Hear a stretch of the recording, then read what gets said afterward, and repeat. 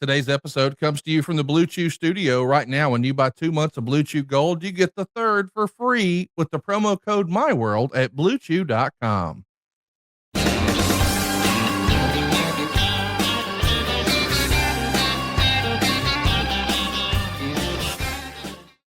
Hey, it's Conrad the Mortgage Guy, and you're listening to My World. And of course, we couldn't do it without the Hall of Famer, the greatest professional wrestler of all time, your friend and mine, Double J, Jeff Jarrett. Jeff, how are you, man? Oh, Conrad Thompson. Happy My World Day.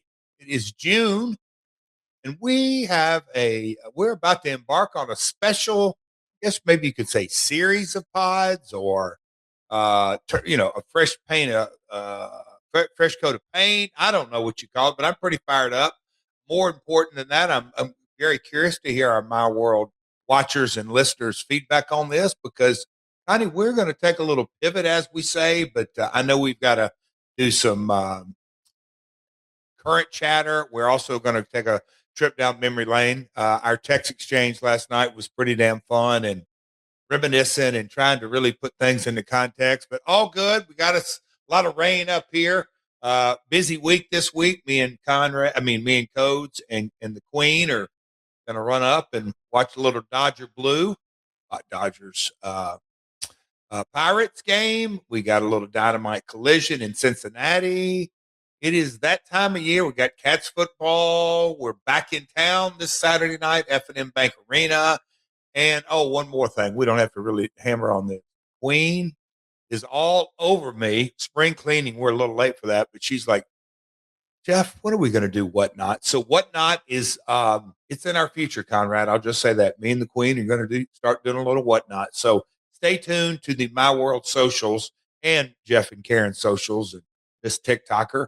But we're going to be doing some Whatnot. That should be adventurous to say the least, because I am a pack rat. So we've got all kind of knickknacks we're going to throw out there. But Connie, how you doing today, pal?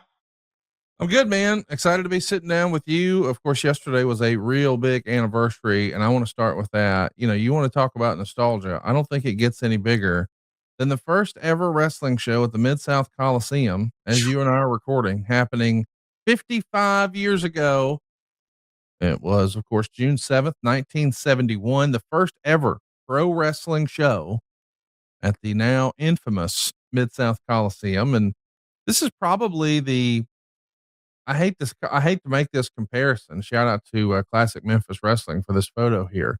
But this is like the Madison Square Garden of Tennessee. There's 9,253 fans who were here. The main event was Al and Don Green, who defeated the Southern Tag Team Champions, Jerry Jarrett and Tojo Yamamoto. It happened by DQ. It was a hair versus title match. And this is the first time that we saw Memphis wrestling out of the auditorium and in the Mid-South Coliseum. And Sputnik Monroe was quoted as saying, "I'm not going to miss the old place. Why, I'm probably responsible for this building being the Coliseum. They didn't have enough room anywhere else for me to wrestle, and they didn't give me any credit for putting this place up." But a lot of fans had mixed responses. One fan said, "I like this better for wrestling. There's more parking and it's much nicer. We've been going to matches for a long time, and I think this is a real improvement," said Miss Lily Butler. "I don't like it. Not one bit. I enjoy all the wrestlers, but I don't like this place. They won't let me stand up. I paid $3.50 to sit down here and I can't see a thing." Seats at the auditorium were much better. You could see everything there. And of course, we've got a newspaper clipping here. Hopefully you're watching on myworldpod.com. This was submitted to us by our great close personal friend, Mark James. This is right out of the newspaper. And what's interesting about this so much is we have ads for this show that ran in the local newspaper promoting the first time in the Mid-South Coliseum. And then the day after, we published results in the newspaper. Like this was a real traditional sport. Like you would, hey, let's see what the Grizzlies did last night. It's a different time, a different era. 55 years later, to add some context here, Jeff, I think your dad was booking Memphis at this point. I think he started around 1967, according to Mark James. So he's about 4 years into his booking tenure here, but this is still not where he's an owner. So he's booking and he's in the main event and he's one of their top draws, of course, with Tojo, but he's not the owner just yet. Do you want to talk about a major moment in Jarrett family history? The first show ever in Mid-South Coliseum. It's got to be like a time capsule seeing these old newspaper clippings for you, Jeff. It's crazy. Conrad, we were texting on that last night. And Dave Silva, if you pull up that opening shot of the crowd filing in outside, if you see the guy by the flagpole, folks, check this out on YouTube.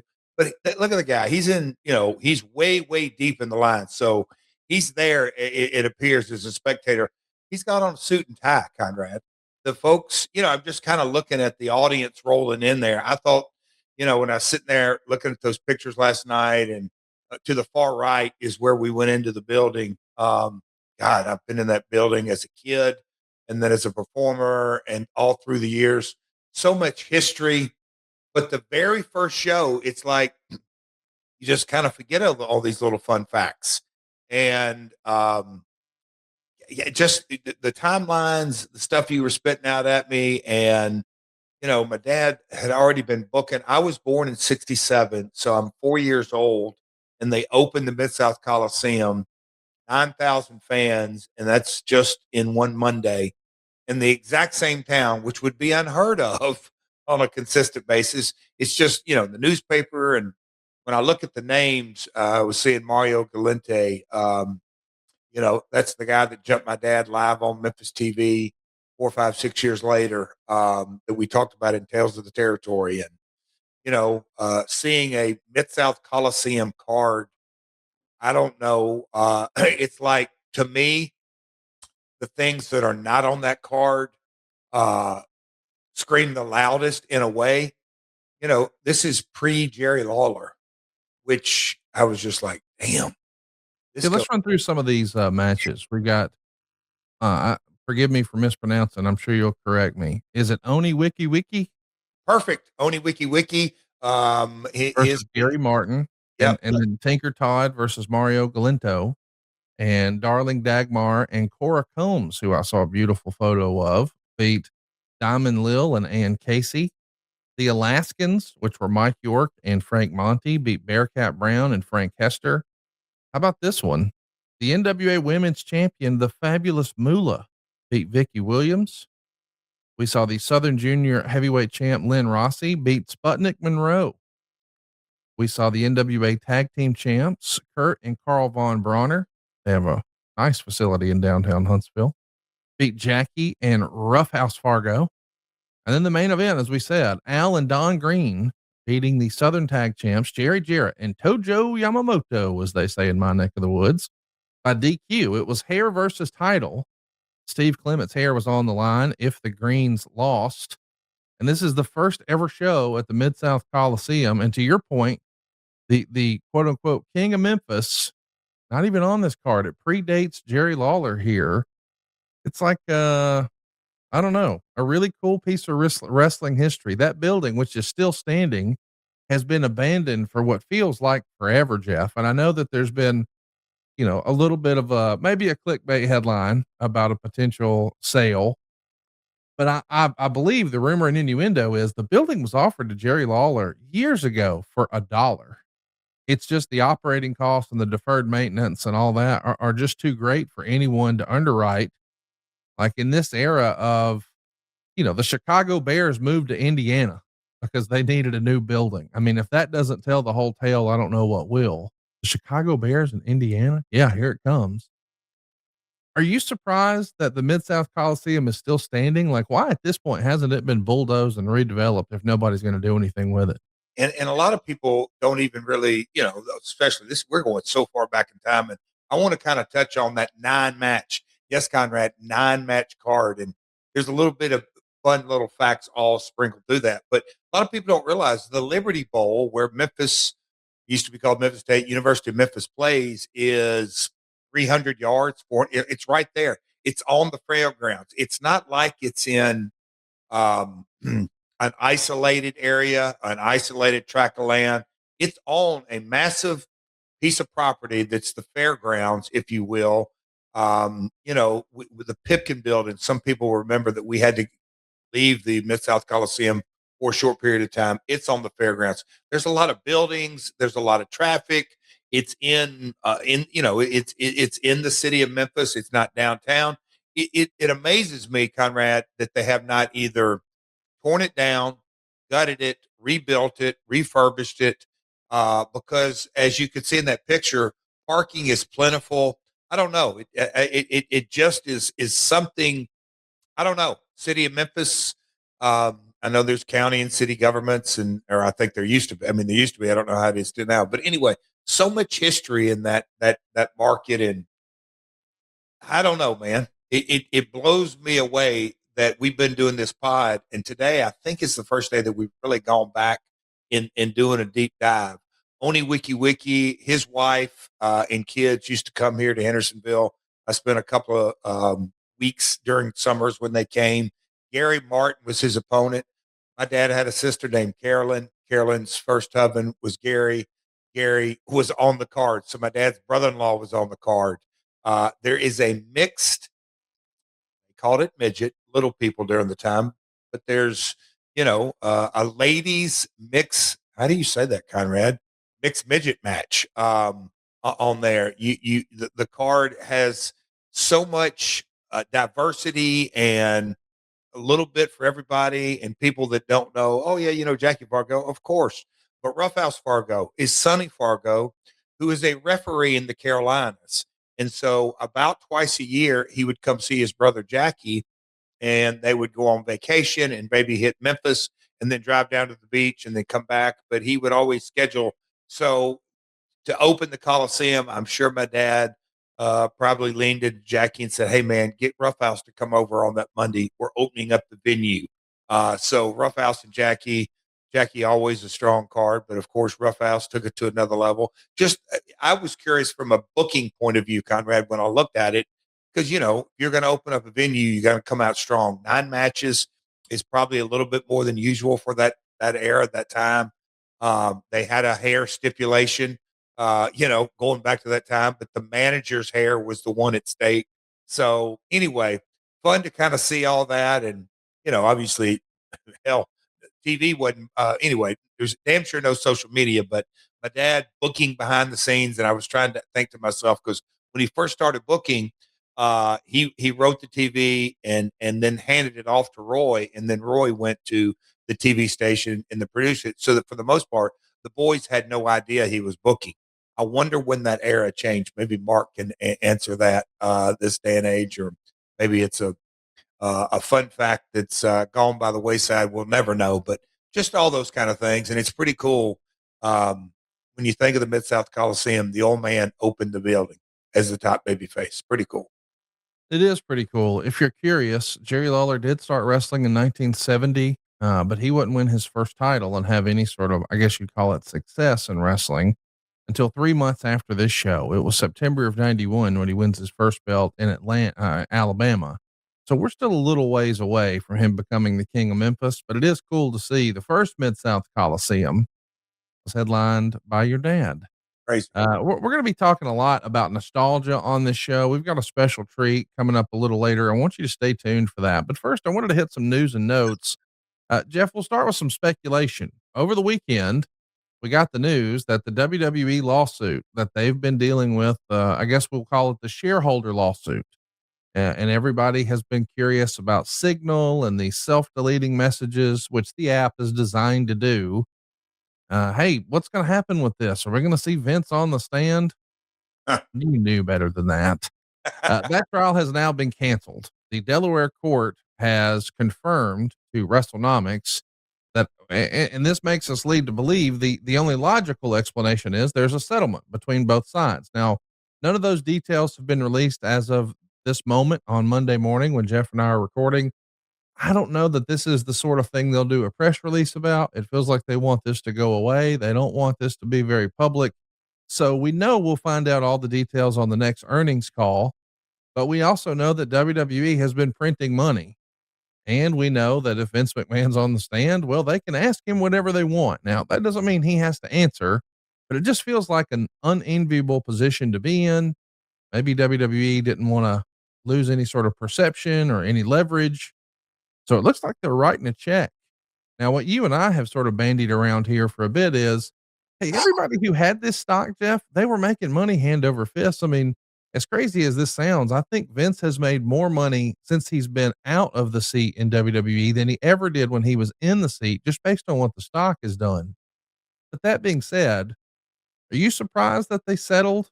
I'm not surprised, but I am curious what the number is because it feels like it makes me think back to a time when Ted Turner ran WCW. And I'll never forget, I had a conversation with Eric Bischoff because I think Bruce Mitchell was the recipient of a pretty snide remark during an interview. Maybe it was a Prodigy chant with Eric Bischoff. Either way, Eric said something offhand about Bruce Mitchell, who at the time worked for the Torch, and Bruce filed a lawsuit. And there was some sort of not so secret threshold. Maybe it was 100 grand, but if it was under a certain amount of money, Turner wouldn't even try to litigate it. They would just write the check and move on. So the rumor and innuendo, and I never asked Bruce the exact amount, was that he got like 80 grand just because he pushed back and he knew, hey, that's under the threshold. So they write a check and everybody moves on. Is that what this is? Is this just a nuisance? Is this a go away fee at this level of the game for WWE? What do you think? Well, you know the old saying, Conrad, because I was Saturday, had one of them around the house days, and I burned a big wood pile. A lot of thought goes on when you're down by a wood pile, but I did. It's one of the things I was scrolling and not doom scrolling, but thinking things through. That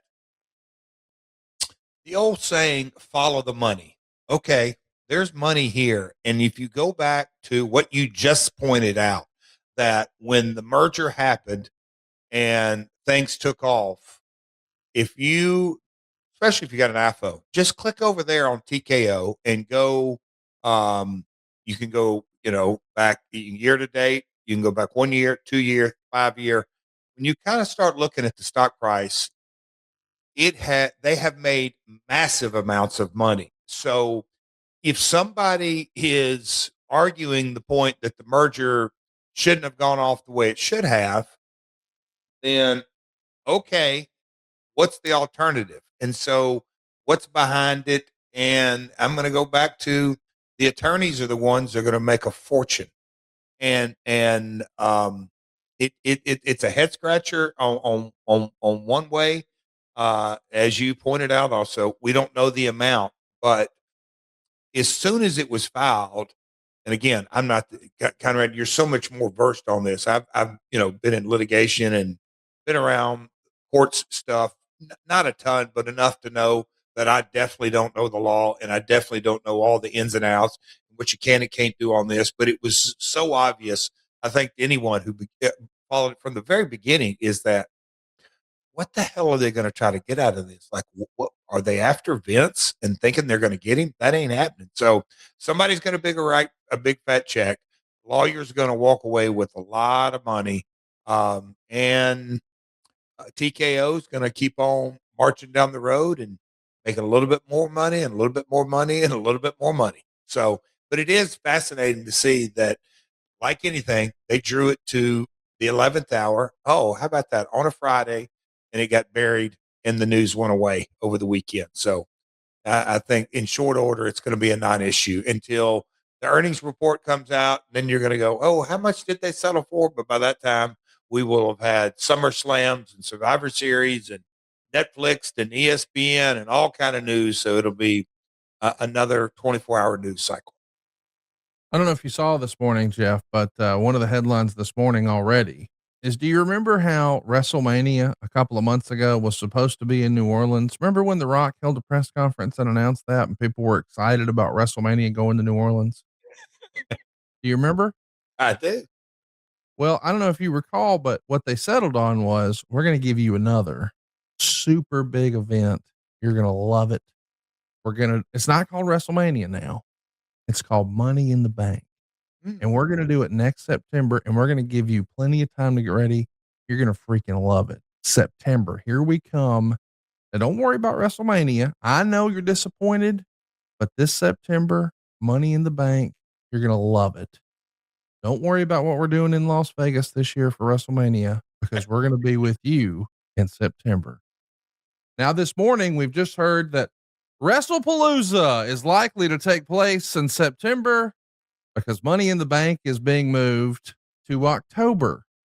So if you bought tickets and you were really fired up about WrestleMania coming to New Orleans and you were disappointed, but still looking forward to Money in the Bank and rip roaring ready to go for September, it's now October and it's the Okay. same weekend as TNA's Bound for Glory. So the WWE PLE will be on Saturday, Money in the Bank from New Orleans. And then on Sunday, TNA Bound for Glory from Tampa. Lord, poor New Orleans. Feel bad for those NOLA fans just getting jerked around left and right, Jeff. What say you? They've had several manias, so you know they I Conrad, I don't even know how to respond. What the hell? What's the what's the chess piece moving? More money for where? WrestlePalooza football season kicking off. They're probably going to do some Pat McAfee tie-ins, I would guess. Okay, there you go. I mean, I don't know. I mean, I know, I get it, but business is business. But yeah, hey, we can't pay you for your past performance, New Orleans. Lord have mercy. If you were here, I'd hug your neck. You're welcome. I,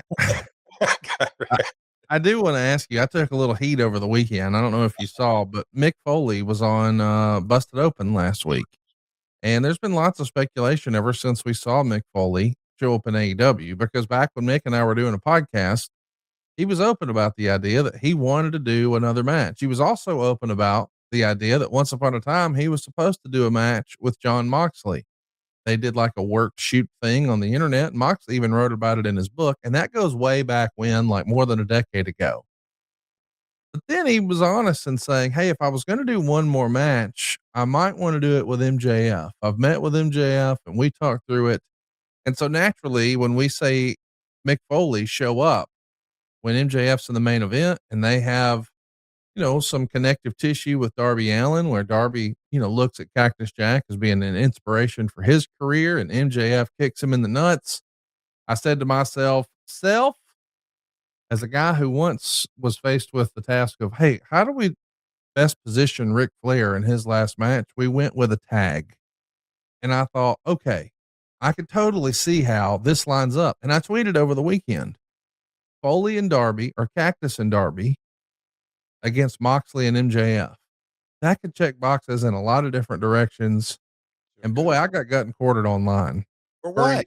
for encouraging Mick Foley and, he's going to hurt himself. And I can't believe you would be a negative influence like this. Like it's up to me if he wrestles again. I hope that Mick gets to do exactly what he wants to do. I think if anybody has earned the right to say win, it's Mick Foley. And if he feels like he can do one more match and AEW Medical will clear him to do one more match, all I'm suggesting is a tag match might make sense. It made sense for Rick. It made sense for Sting. I think it could make sense for Foley. And the pairing of Darby and Cactus Jack, boy, that feels like in a bizarro world that's supposed to be. And seemingly both of these guys have had issues with John Moxley.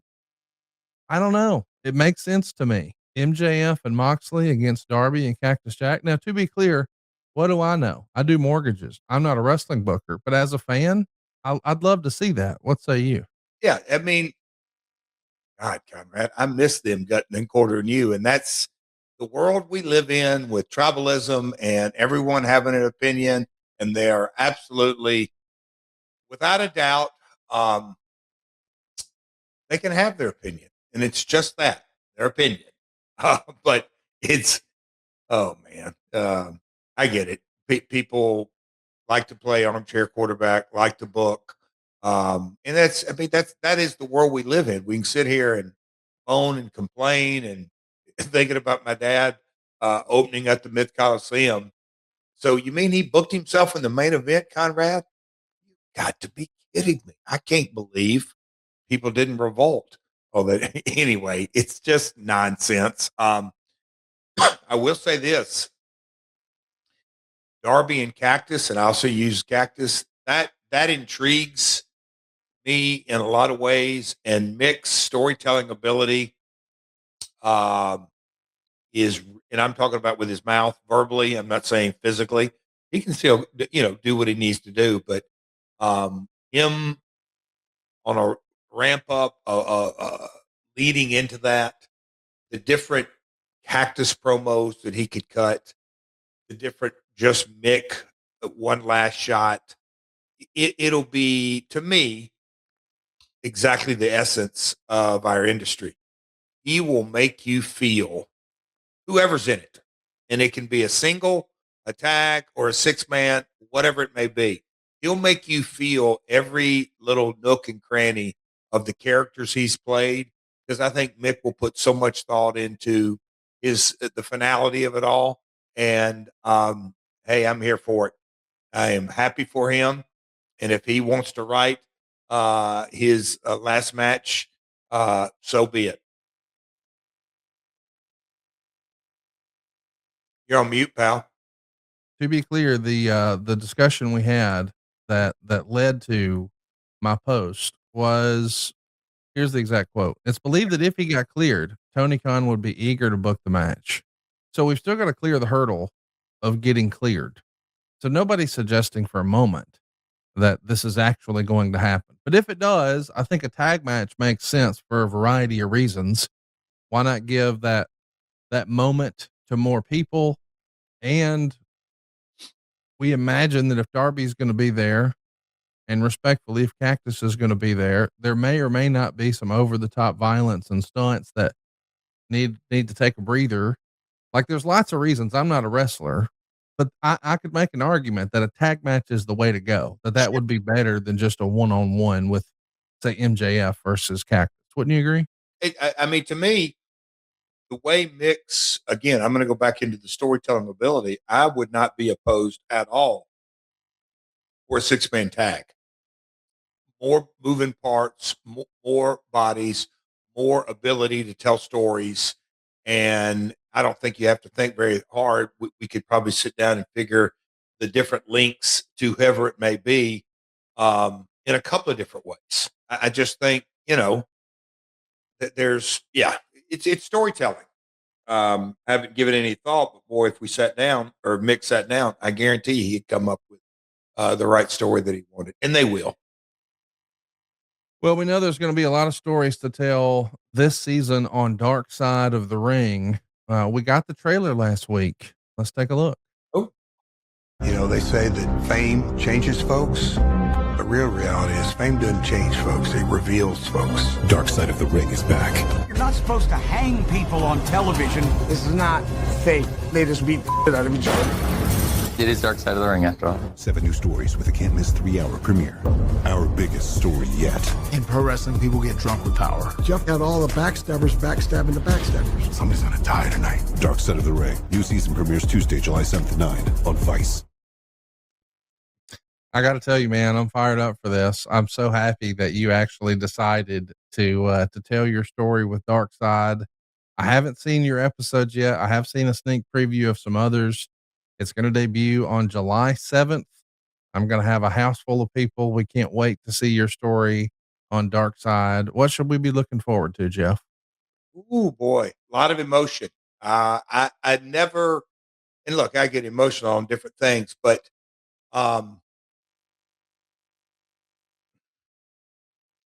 what should we be looking for? More than anything, I'm very curious to hear the feedback, because there's certainly this has never been told. So much of it was so personal, with children involved, so much personal business, like Panda, Jeff Jarrett business. There was a lot of stuff that was never spoken about, and rightly so. And for the very first time, I talk about it. Karen talks about it. I mean, Vince Russo, Eric Bischoff, Jim Cornette. There's multiple surprises. When I say surprises, people are like, oh, wow, that clip in there and this clip in there. I mean, you saw Tony Khan sat down in front of it. Dark Side. Tony Khan's on your interview or on your episode? Yes, sir. Okay. I wasn't sure. I was just asking. They don't tell you what's what. Oh, I So got you. Yeah, I assumed you knew. Okay. no, I haven't seen your episodes, but I'm saying they showed clips of like Necro Butcher and a lot of other stuff. I got And it. I've And you seen the know what? Necro one. They may have asked him about all of that. I just, Right. yeah, But you've seen at least, clip. a version, a I, rough cut of yours, right? yeah, yeah. I mean, that's what I'm saying. The dark side, when they dig in and look, this is like, and what else? You know, in modern day wrestling, people will say, "Oh wow, that was like a documentary. That was a cool piece or 7 minute." And I'm all for it, man. I love, basically behind the scenes day of a pay per view or a day of a big event or stuff like that. But when you peel the layer of the onion back and do a documentary, and there is Richard Screwsheet news reports. I'm not giving anything away, but like news reports. There was a camera, and I don't want to give this away. There was a camera rolling back in a quasi production meeting at the fairgrounds during the asylum days. That Evan, and I haven't seen any of this footage, but it was like a 20-minute piece that they've integrated in. I mean, they did an extensive. I'll say this: to get Scott Stanner to talk on camera, that in and of itself, to me, blew me away. Um, Matt and Jeff, you know, they because the story is obviously a Jeff Jarrett / TNA story, and Matt and Jeff were both a part of TNA. Jeff, even in the Asylum days, but certainly Matt and Jeff, oh 08, 09, 10, 11, 12, whatever during that era. So the Hardys, there's just so much. They really did. I mean, they went a total deep dive, lots and lots of players. And that to me I'm just curious because when you kind of see it all now it's 3 hours, which is a whole nother thing that I'm just like, is originally going to be a 1 hour. And I think Dark Side and Vice were like, there's no way we can tell this story in 1 hour. And then they said for sure 2 hours. And then they got to that point and said, no, we're not doing the story justice 3 hours. And they said it could have easily gone into 4 hours. And that's when I just went, wow. So Connie, I'm curious to hear your house's feedback. I really am. It's something. Karen has said it multiple times. They interviewed me here at the house, and they didn't want to interview Karen here. They said, let's go to another setting. So she went downtown, and they studio, and they extreme expenses on flying all over the country and interviews and all that. Karen walked through back when she got home, and I just happened to be at the stove cooking. And I remember turning around, and she came in, and she just said, I'm effing exhausted. I'm like, oh, wow. She's just like, having to relive parts of that is insanely emotional. So, that wasn't easy for her to do because, there were some real rough spots on this. But all in all, I'm excited about it. I've said this already, and I'm doing some PR. There's a lot of folks that are featured on Dark Side that either aren't here uh, to talk about it, or they're not alive, or they maybe wouldn't want to comment on it. All my valleys have brought me to mountaintop, so I feel I mean, this ain't just no bullshit. I feel incredibly grateful that I have the opportunity just to sit here and talk to you about it, Conrad. I'm excited for us to see it. Jeff, do you know, I know sometimes whenever they have, a two-parter, when they do the debut, they'll air them back to back. I don't imagine they're going to do that for 3 episodes. Are we going to have to wait a week between episodes? Are they doing 2 and then 1, or do you know how it's being rolled out? I think they've already announced 2 hour premiere, so 1 and 2, and then the following week the hour 3. So, and it Well, was mark it on your calendars, boys and girls. July 7th, Dark Side of the Ring. If you are a YouTube TV subscriber and you're saying to yourself, what channel is Vice on? It's on Sling. I want to recommend that you check out Sling. I actually have a Sling subscription that I keep strictly for A&E and Vice because there's a lot of wrestling content on there. I do prefer the YouTube TV setup, but I want to encourage you, go check it out. And I want to remind you that if these shows are successful, they will keep doing it. And if you decide, oh, I don't know, I'll watch next season. If you don't watch this season, there may not be a freaking next season. Wrestling is already fringe content.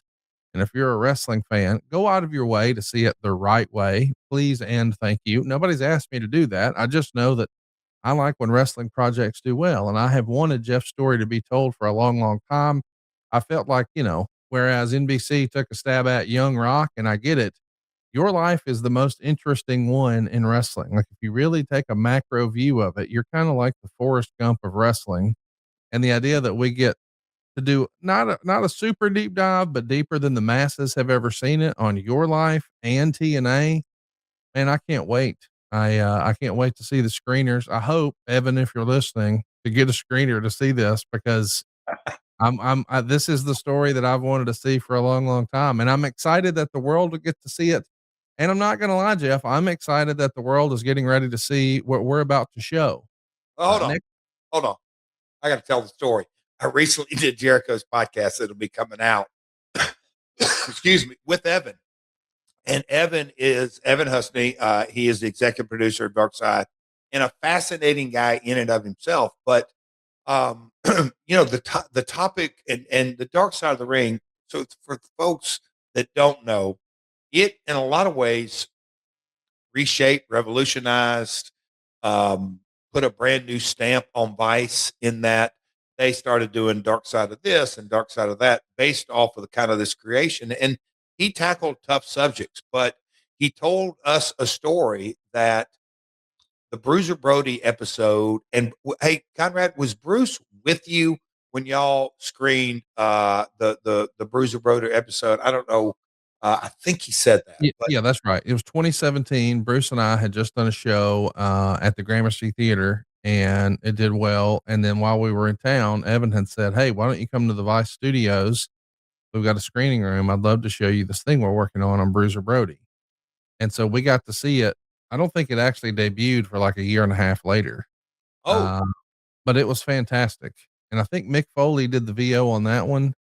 And then they had flirted with the idea of doing Dutch, and then wound up, I think because Vice is a Canadian company, they went with Chris Jericho, and there's probably political reasons and governmental reasons why that is the case. But yeah, so we saw it. And then afterwards, Evan was looking for feedback, and I loved it. I think I liked it more maybe than Bruce did, but Bruce certainly appreciated their approach and agreed to participate. So we sort of set them up with Eric Bischoff and other quote unquote talking heads to get on camera and participate. But yeah, it was 2017 when we saw that screening in New York. And that's when he said that. And I'll say this, I think Jericho had a cool story in that, Chavo had called him and just said, hey man, give this a shot. They're doing a deep dive on Chris. And there's a lot of parts of this story that have never been told and probably should be told. And so I think Chris adds, and I told this on that pod, he adds such a layer of authenticity because, okay, hey, I know that voice. Okay, Chris knows this industry. He's been in it almost as long as I have. But that being said, Evan was chuckling in that you guys liked it, and then you just, as usual, after it's over, one thing led to another, and hey, who else should we do? And in 2000, now that I know, 17 or 18, a few years before we started My World, kind of goes, Evan, I got somebody for you that I think, and you went into, a fascinating twist and turns and a couple of examples about a grandmother and then his dad, and from Andy Kaufman to just little bits and pieces that Evan remembered. Bash at the Beach, all the different, he's like, he pops up in these different places, but when you know the kind of the lineage of the three generations and then the starting of TNA and all that kind of stuff. And anyway, he at least gives you partial credit that when it came time that they wanted to, because they had two different ideas. Let's do a Dark Side on Jeff, and then also let's kind of do a TNA story. and the network and Evan and his partner all got together, and they're like, man, there's a lot of parallels here. Let's make it one. And then that's where it turned into. So pretty cool, Connie. Pretty cool. So sorry to cut you off. I know you're segueing into something that I am so fired up that you came up with this. We're we're branching out here at My World, doing some new comment that is really, I think, special to my heart. So, and I hope everybody enjoys it. But go ahead, Connie. Yeah, next week we're going to be talking about Road Dogg. He finally popped up over the weekend. He found himself in the shadows of Jacksonville, Florida for a signing in St. Augustine. Lots of wrestlers were there. I'm sure the New Age Outlaws absolutely cleaned up. But while he was there, he did his first public interview with Busted Open, and he talked about his experience with WWE. I definitely want to talk about that with you. I know that we could go probably an hour, so we'll do that next week here on the program. But this week we've got something that we shot a few months ago that I can't wait for people to see. For the better part of 5 years now, week in, week out, you've gotten a look into Jeff Jarrett's world here on My World. Specifically, we've taken a look at his office, and I wanted us to do a deep dive on that office and talk about how the seat that Jeff is sitting in right now is the exact same chair he sat in when he created TNA. And I thought, you know what? How many people get to go into a booker or a promoter's office? As a young wrestling fan, the coolest thing in the world to me would have been to go in Vince McMahon's office. I did an auction through Charity Buzz in 2013, and I got that opportunity to tour Titan Towers, and to actually go into Vince's office was like surreal. It was a crazy thing to be able to say that you saw the inside of Vince McMahon's office.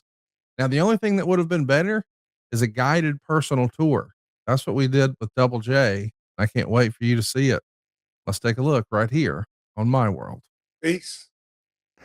All right, Jeff. So here we are. We're doing something a little different today. I find myself for the second time in your home office here in Hendersonville, Tennessee. How long have you lived here? Wow, second time. That doesn't even seem right. Bought the house in May of 99, and we moved in about 3 months later, or kind of a quick remodel downstairs. So May of 99, but we got all the main remodel done, and we were in before Y2K. So May of 99, as a wrestling fan, you think about something pretty specific that happened in May of 99.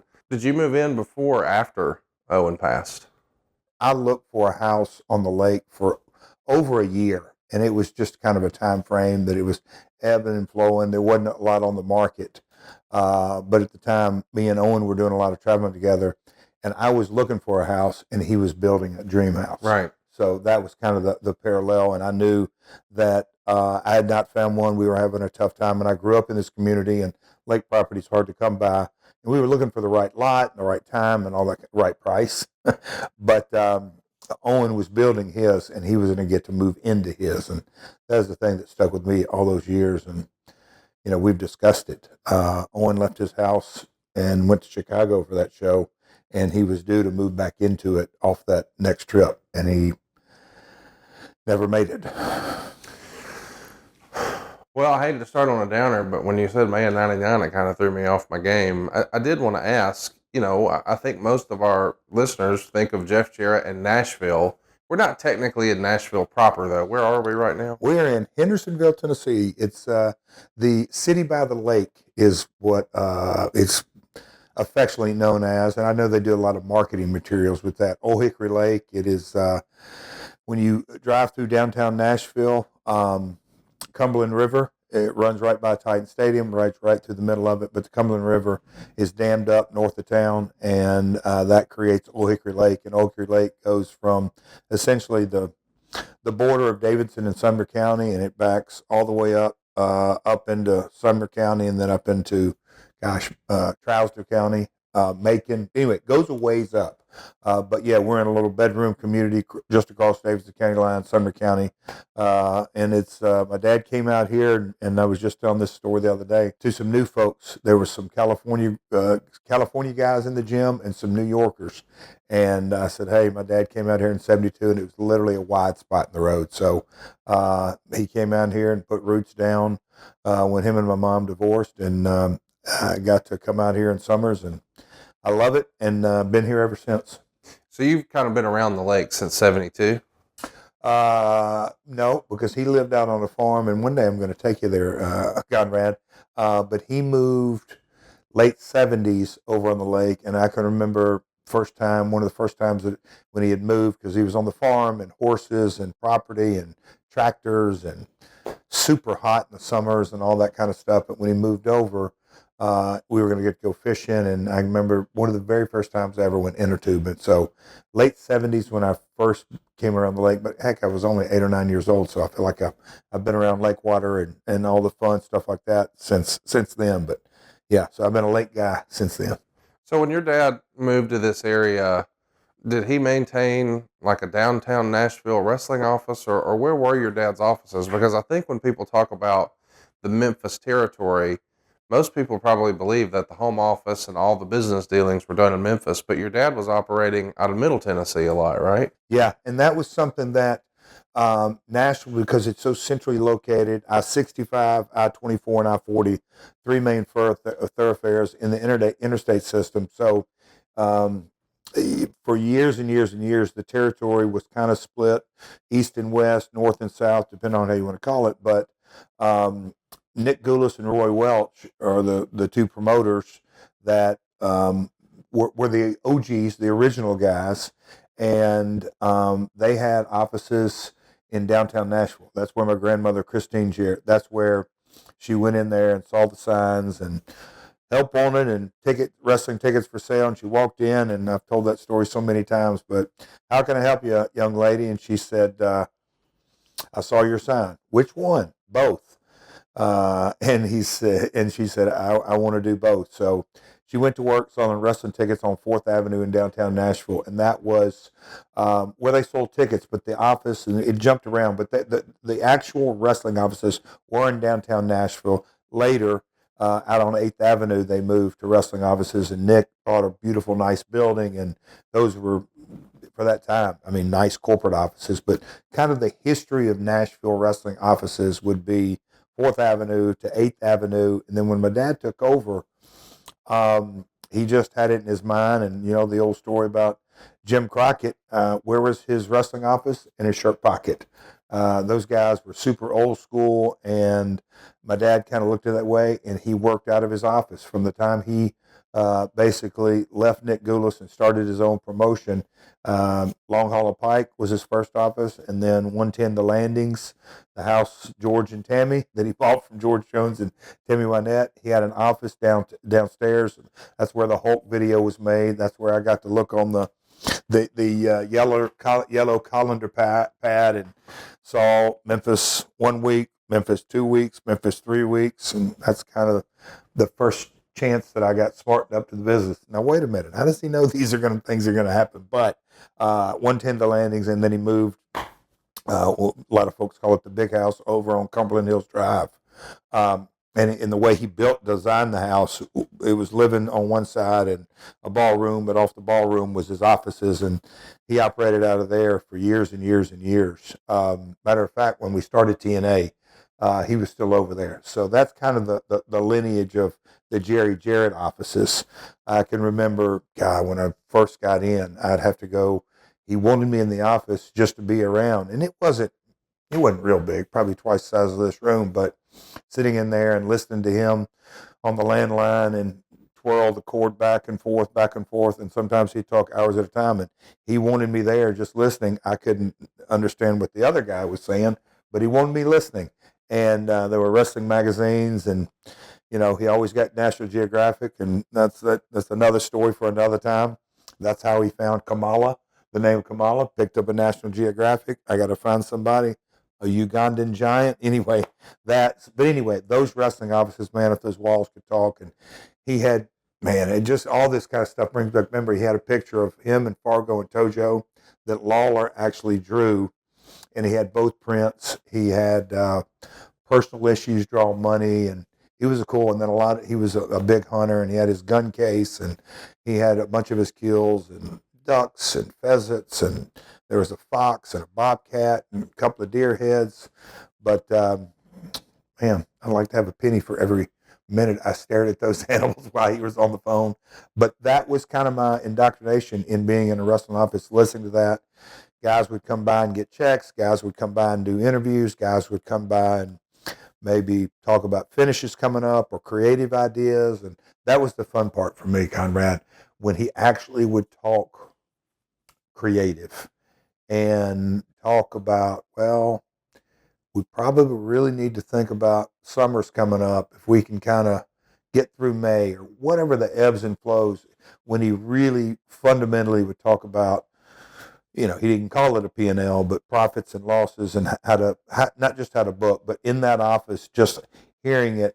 I hated it the first year and I began to kind of like it. And then as time went on, I got up more in my career and busy, and I would only go by and he would know that I'm working out, I'm doing this, I'm doing that.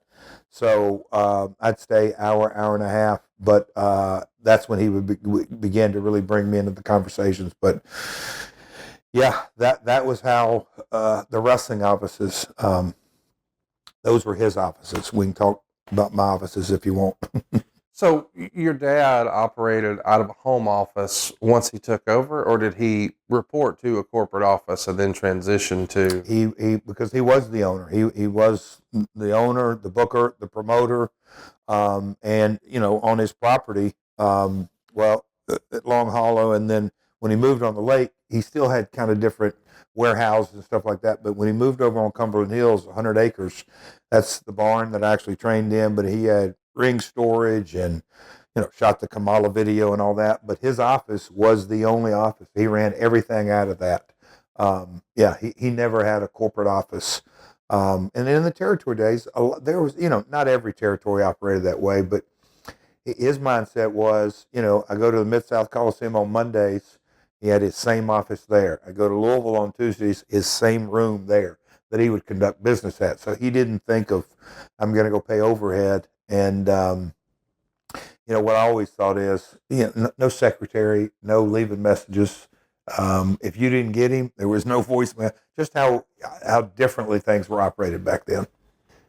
Well, it's also different that I assume that meant every wrestler who needed a meeting with him, that meant they came to his house, right? Absolutely. Yeah. And that's it. You come in, and the way it was set up, he had this, when I was there, he had a Doberman Pinscher named Thor, and Thor was a good dog. But when somebody drive in the driveway, it was 3 or 4 barks, not crazy, but somebody's here. And, if my dad was on the phone, he's sitting there with the cord, and he'd push his glasses back and he'd go, that meant go see who it is. And I'm a kid walking out, hey, he's on the phone right now. Every now and then I'm trying to think, Dundee pretty much would not listen to me. He'd just walk on by. Most of the other guys would say, okay. And I say, yeah, I'll come back at you when he's ready. And I'd go outside and get him. How old do you think you were when this was happening? Oh, gosh, those were 14, 15, 16. And then when I got into the business. But you talk about like when I was playing messenger guy. When you're messenger and when you're being told, hey, just sit in here and listen. Oh, that's 18, 19, 20. That's right when I broke in. I mean, that's when, April of 86, man, 40 years, Conrad. But when I started and kind of made the decision in that summer, hey, I'm not going back to school.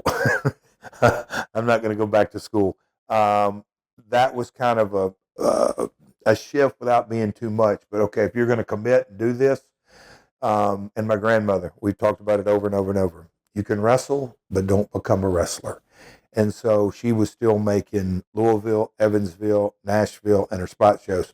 So I saw her as much or more than I saw my dad. But I saw my dad during the days at the office. But 18, 19, 20, 21, all the kind of different memories. I was thinking about knowing you were coming up here today in the wrestling offices. There was a time frame, and I came in from the gym, stinking and hot and sweaty, and I hadn't gone home to shower and hit the towns because the way we were laid out geographically.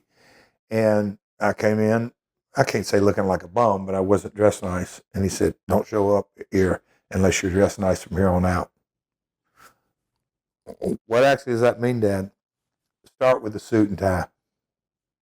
Okay. You can see some pictures if you go back and look during the time frame that I was wearing a suit and tie to every, some of the boys were like, what are you doing? I said, got to treat it like a business. And so I would go to the gym, go home, cleaned up, get dressed, come to the office, and leave from there.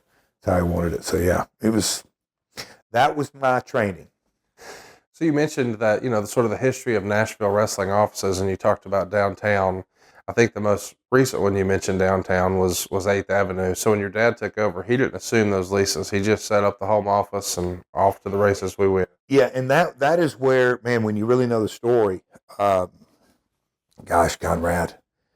So, if you just, I love Miss Deborah, your mom, but can you imagine that you break off from a company and go and start your own mortgage business, and Larry and Deborah say, appreciate it, Conrad, but I'm going to stay over here at these offices, so I hope it works out for you, but I'm going to stay here. My grandmother stayed working at the 8th Avenue office for Nick Goulas. So when Goulas and your dad split, your grandmother did not side with her son.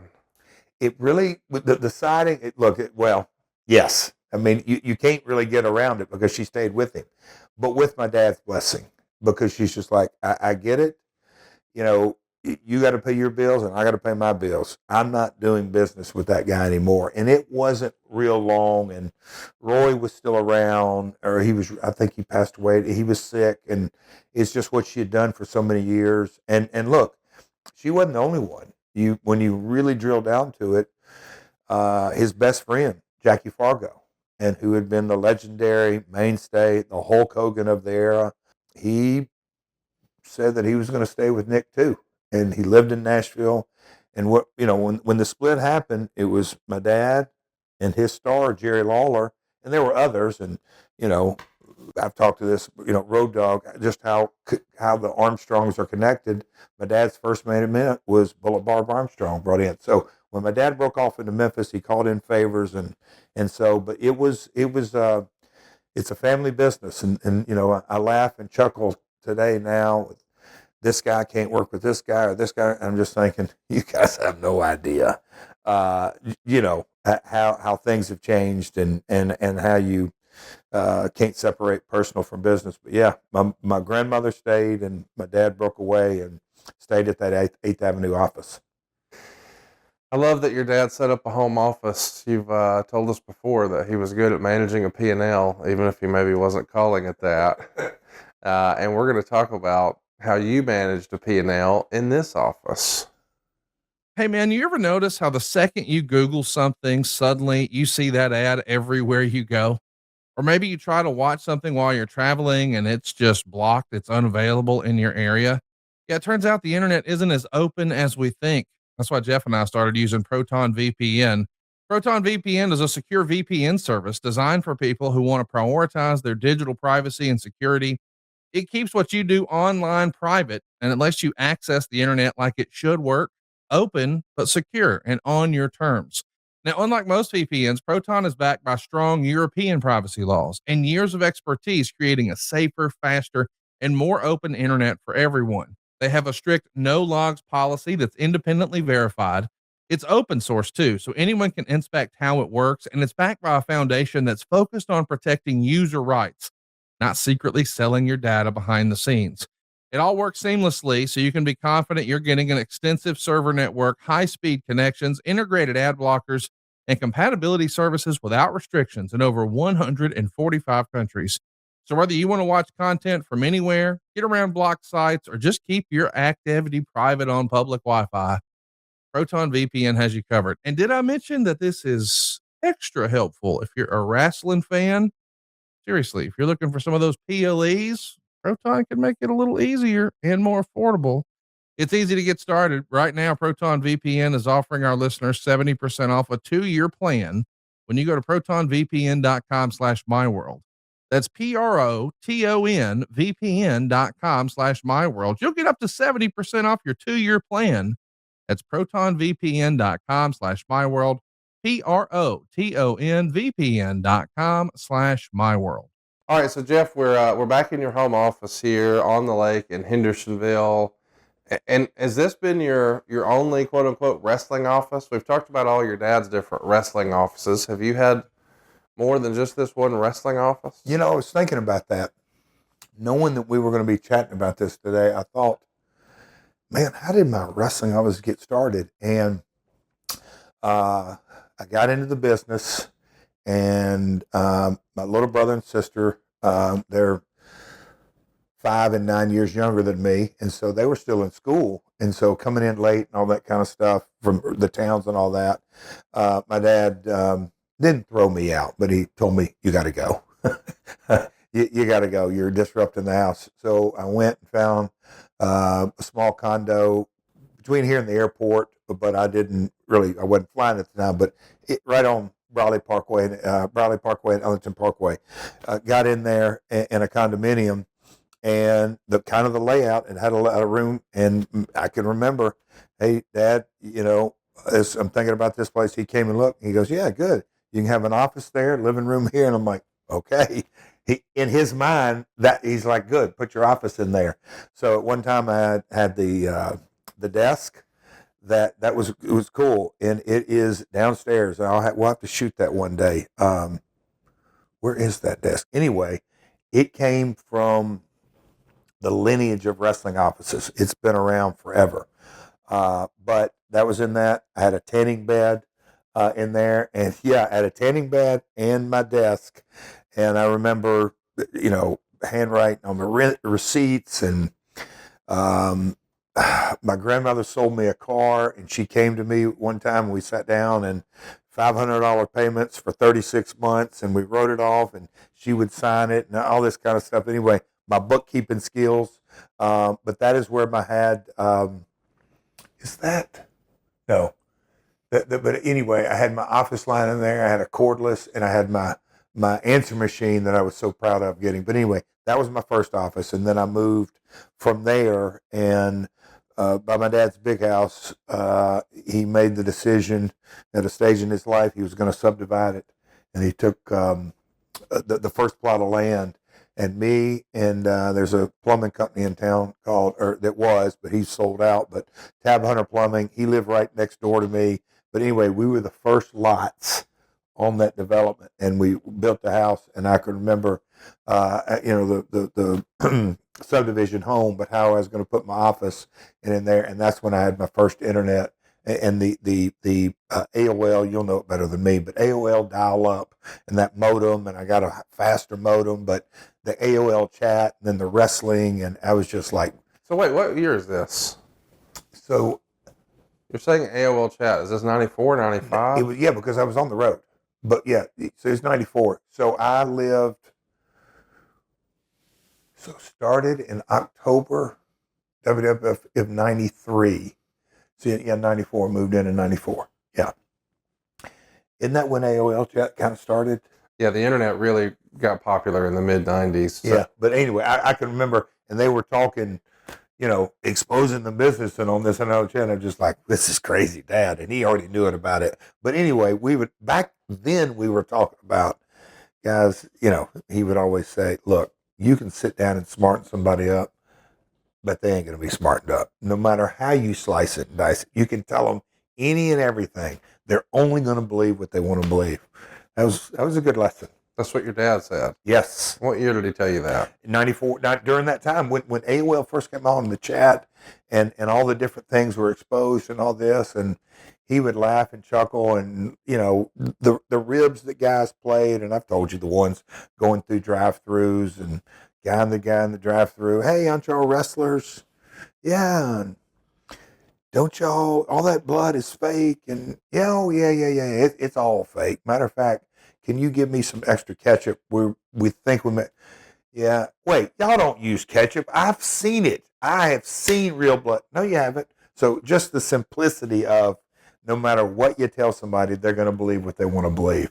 And he would often tell me those lessons.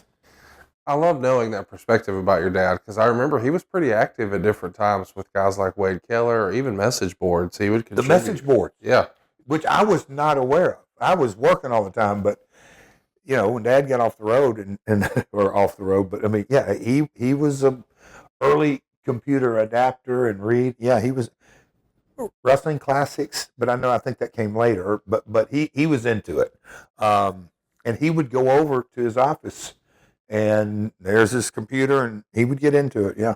Well, I'm excited to talk about the room we're in right now. Yeah, I guess your permanent wrestling office. I'll jump ahead. So moved. So now I was in that office over along Cumberland Hills, my own office, and then in '99 when we came over here, the way the house was designed, I just really had a little cubby hole downstairs, and then I ended up. As we got upstairs and there was a bedroom and all this, but there was a room that I ended up putting my desk in there and hung a few pictures and had my chair. But that's the when I had that new updated voicemail machine that I bought. That's the one that, in my mind it always sticks in my. That's the one in '99 when I was leaving that Vince left all those voicemails on. Hey Jeff, well you call me? Hey Jeff, can I be? But anyway, that stayed my office in this house. From 2000 until I remodeled and built this in '09. Okay. So the room we're in right now has been your wrestling office since '09. And it's ebbed and flowed, but yes. I mean, it's my home office, but, TNA, 209 South, 10th Avenue, I can't believe it, Cumming Station, that's, we'll get into, if, the TNA office, we started in '02, my dad bought a building, Johnny Cash Parkway. We were there almost a year. Went from there. Panda came in. Dixie had part of an office at Cumming Station. We went into there, expanded. And by, 2013, we had half of the third floor, post-production facility that we'd completely built out. So as far as, I commuted down there, but my work office was at Cumming Station from 2003 until 2013. And I had this, but I'd come up here and do phone calls. I had nothing on the walls. I had desks, but I just didn't do much up here. So 2002, when you're first starting TNA, we've talked a little bit before about the Summer of No Worries, which of course would have been the summer of 2001 here on the lake here in Hendersonville, right? Oh, Hickory, Summer of New Worries. and so I think I've got a cup here, Conrad. Yeah, there you go. So the Summer of No Worries, 2001, you and Jeremy Borash riding around brainstorming some ideas, and TNA is largely born out of conversations at your home here, right? Yeah. The combination, we've talked about it, the famous boat story, but there was so much more before that. World Wrestling All-Stars, that traveling and seeing, hey, because I had worked for WWF or WCW, but, traveling to Australia, traveling through Europe, lots of conversations there with a multitude of people. Jeremy was obviously there, but, Jeremy's still living in Atlanta and different things, but the old WCW, the check was still coming in. The jet skis was right down at the bottom at the dock. And many, many, many days, get my workout in, get food in, do whatever, jump on a jet ski and just ride. We got to talk about that. I just read an article about how your brain in the shower on drives with no music, if you can just kind of sit with silence, how the creative juices. But I look back on it, that's exactly what happened. The kind of the quietness, and I wasn't worried about anything, and different ideas started coming in. But yeah. So we've talked about before on the show, and just personally, the last time I was at your house, I recognized your chair, the chair you're sitting in now. And I was shocked to hear what you told me the very first time I visited your home. What is the history of the chair you're sitting in right now? It is hilarious. Karen may want to throw this bad boy out, but no, what is crazy is this chair. So we made the decision, me and my father, that we were going to start TNA. And he, at that time, he was, in construction, road, water, and sewer, subdivision homes, all kinds of things. And he was working out of his house doing that. But when you're in the GC, when you're a general contractor and you got dozer men and foundation men and all the different subs coming over and questions and all that kind of stuff. And then, at that time, the kids got up in age, and his wife Deborah, my stepmom, all the traffic at his house probably was running a little thin. Would be my take, but yeah. And so he's like, "Hey, I need a construction office, but boy, we're definitely going to need a wrestling office and all this." He found a nice office. I'm telling you, I got to take you there one day.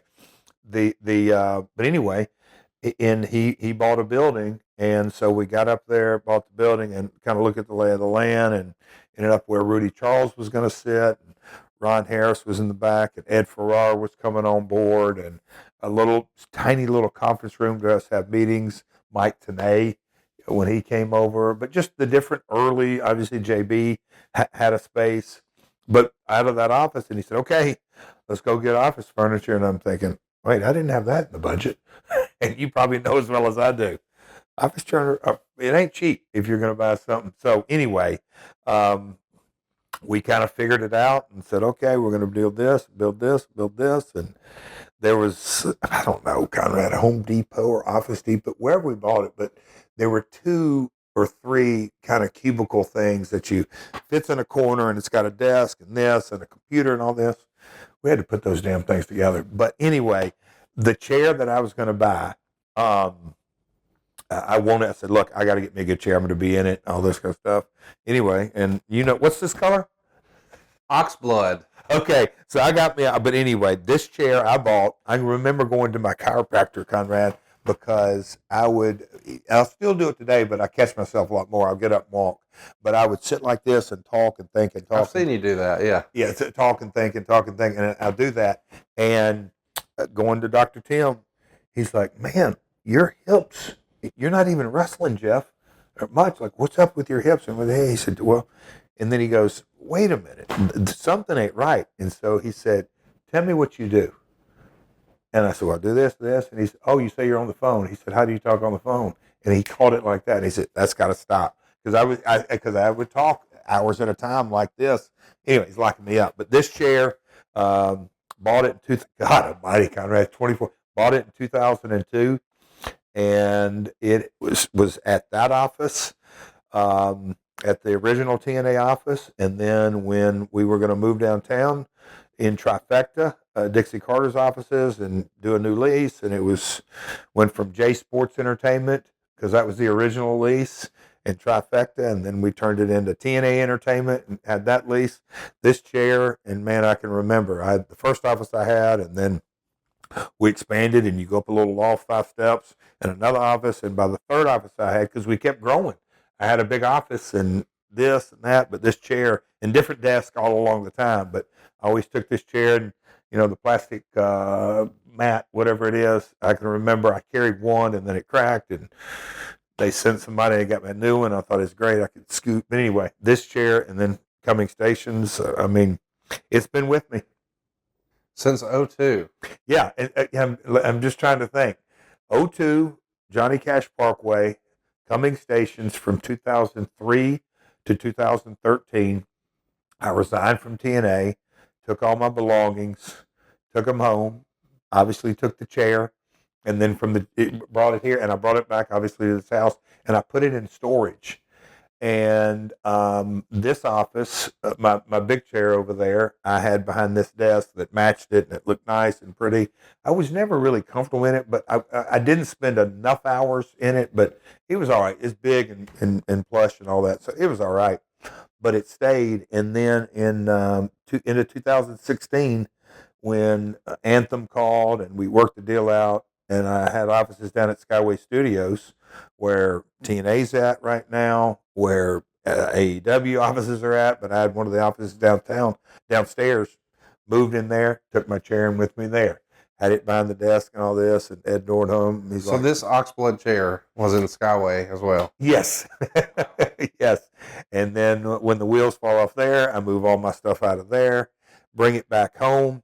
It went back into storage because I remember this, Conrad. I had to play it around. Went back into storage. Let me say back in storage. I brought it up here, but it didn't get behind my desk. And as I'm sitting here and you and Dave Silva and Cassio, y'all came up and we're launching the podcast. I can remember sitting down and kind of framing it up, and that chair is so big and it's just going to envelop me. I'm like, this ain't going to work, and this gives me a great reason, and Karen can't say a damn thing about it. So the podcast put the old ox blood back in the saddle. It did, and so it came back, and look, it doesn't even, yeah, it does squeaks a little bit, but that's how the chair made it. $89 and 24 years later. Is that about an $89 chair? I mean, it's a Home Depot, Office Depot Office Max special. Wow. I only know because when I was starting my little mortgage company, I too had not budgeted properly for office furniture. So sit back and put me an Ultra in. Here we go. Let's figure it out. I can talk for hours, but yeah, this chair it's pretty cool. So there's a lot of major moments that have happened with that chair, whether it was, some of the major signings in TNA or, when TNA got national television or expanded to 2 hours. I've had many a conversation with Kevin Kay in this chair. Many conversations. Many a conversation in this chair with Dallas. Because I'd go in, shut my door, and know that, okay, I got it dialed in. So Kevin Kay and Bob Carter, Janice, or the lawyers out there, those conversations, boy, when you put it in that context. That chair was involved with TNA before Dixie Carter was. Yes. That puts it really in perspective. Yes. I probably have cussed Jay Hossman out in this chair. Sure. I probably talked to Richard Scrushy in this chair. Yeah.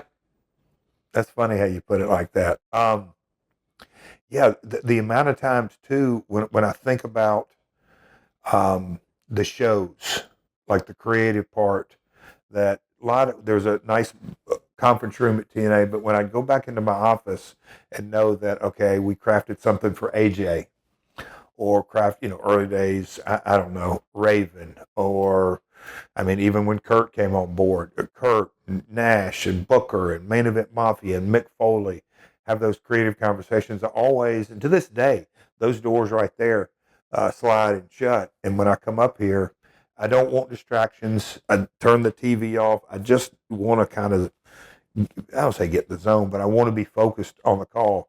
And this chair, I think there's a little comfort in it, security in it. But yeah, for sure. Do you have that relationship with anything else in the wrestling business, or is it legitimately the chair?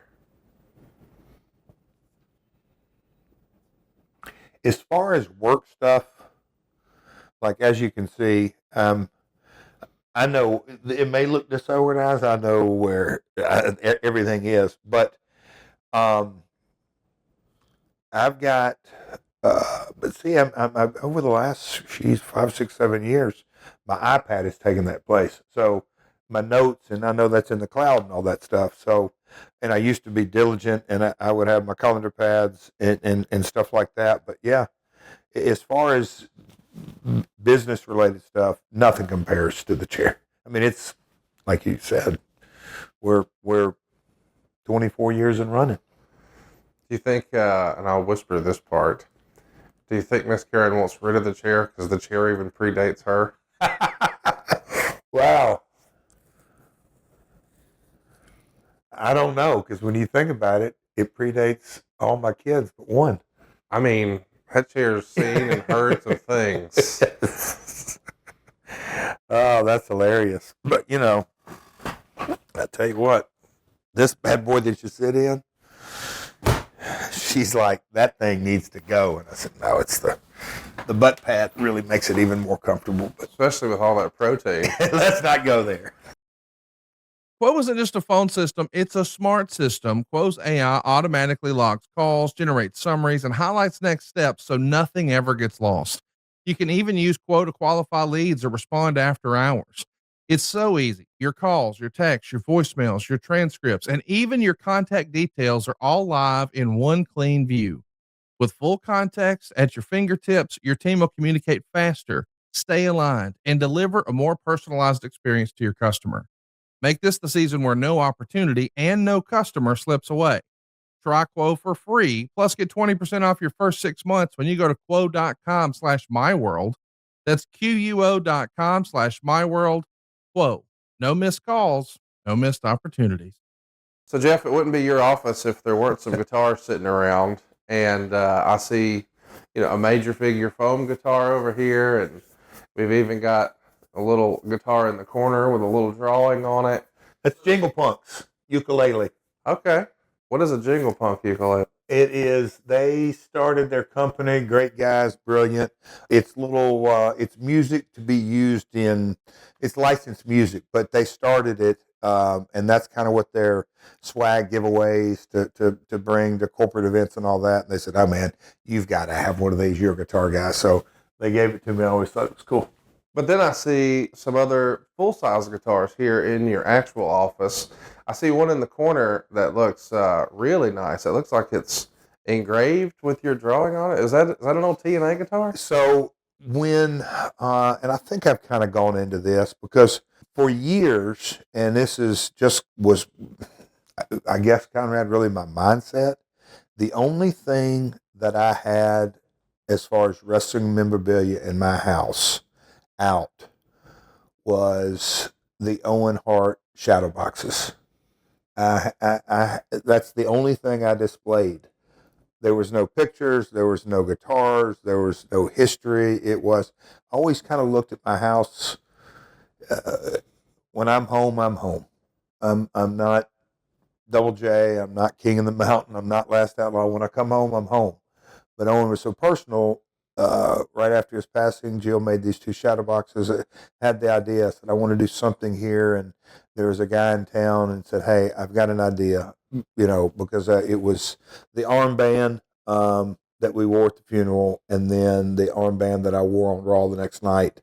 And then Martha wrote this beautiful poem. And so anyway, but that's the only thing I had in my house until January of 2018. Really? Yes. None of this was out. I wanted my home to be my home, and no man cave, no shrine to Jeff, none of that nonsense. I just, that wasn't in my mind. I didn't felt bad because I wanted my kids. It's home. This isn't Dad's work. And in 2018, kind of that roller coaster, I was shocked when I got the call. You're going to go in the Hall of Fame, and we want to come to your house and start shooting content. And I just kind of sat back and thought, I'm like, this is going to be interesting. What the heck are they going to shoot? Just the home? And I wish they could. And that's where Karen goes, enough's enough. Because she had wanted to put stuff out, not just like, hey, this and that. So anyway, I said, okay, if you want, yeah, I can see where you're going with it. Let's at least start doing things. And as it kind of got into it, she's like, Jeff, your office has nothing. Right off the office is the bonus room, my TV room. It's where I've had creative meetings. It's lots of discussions. You can come in and out of this, access this part of the house without coming through the front door. It is really kind of the work side of it. And so she got in her mind and started displaying this and displaying that. And of course, my OCD. All right, I'm going to take over. I'm going to figure this out. But we collaborated on that. But the one thing that I had all this stuff in, and I don't even want to call it storage, just kind of downstairs in a room, was, the one of the first pieces that I'm like, I really want that, because it really meant a lot to me, is the, and you're the belt collector, and we've had that conversation about how I view belts, or used to. It was what you did at work, and when you lost it, you turned it over. That's the last time you saw it and all that. But and we can talk about that in a little while. But as far as the guitars, when Don came to me with that first concept, and he was so fired up, he said it with conviction, and this is how we're going to do it, because again, TNA and live events, we got to create revenue, and I've got this great idea. And he's like, we're going to sell guitars at the venue for $149. I think that was his first price. Later, we went to $199. I'm like, you think somebody's going to come through the gates after buying ringside or general admission to family and Cokes and beer and something concession? They're going to spend $150? He said, I guarantee you will. I said, you'll never sell a one. He said, watch me. So he said, but I want you to have the first one. I'm like, okay. And I really didn't think much about it. I immediately thought, that's a cool keepsake, but he's probably going to have a few left over. But I mean, immediately he started selling, 20 a night. And that was, again, in my business mind, I went, okay, 20 guitars makes up 70%, 80%, 50%, depending on that, numbers like, okay, this guy's really onto something. But anyway, that first guitar means a lot to me from a business mind in that Don taught me a lot. He taught me a whole lot about that. But anyway, so that guitar is special. And then since that time, just kind of the evolution. Back in the day, Chris Dispenza, I still work with him to this day on making different guitars. He was started with us when we went to Orlando or 04, 05. He was the carpenter and did so much more. His kids work at AEW right now, but Chris is the one who said, hey man, we got to make these guitars the right way and this and that. So he fine-tuned it. So I've got one of his first breakaway guitars. Is that this one? Yeah, that's that one right there. That's one of the first breakaways that Dispenza made. Yes. So that's probably 2004? I'd say at 5, 6, but yeah, it's 20 years old. 20 years old. Yeah, that's been around a while. Is Dispenza local? No, he's Orlando.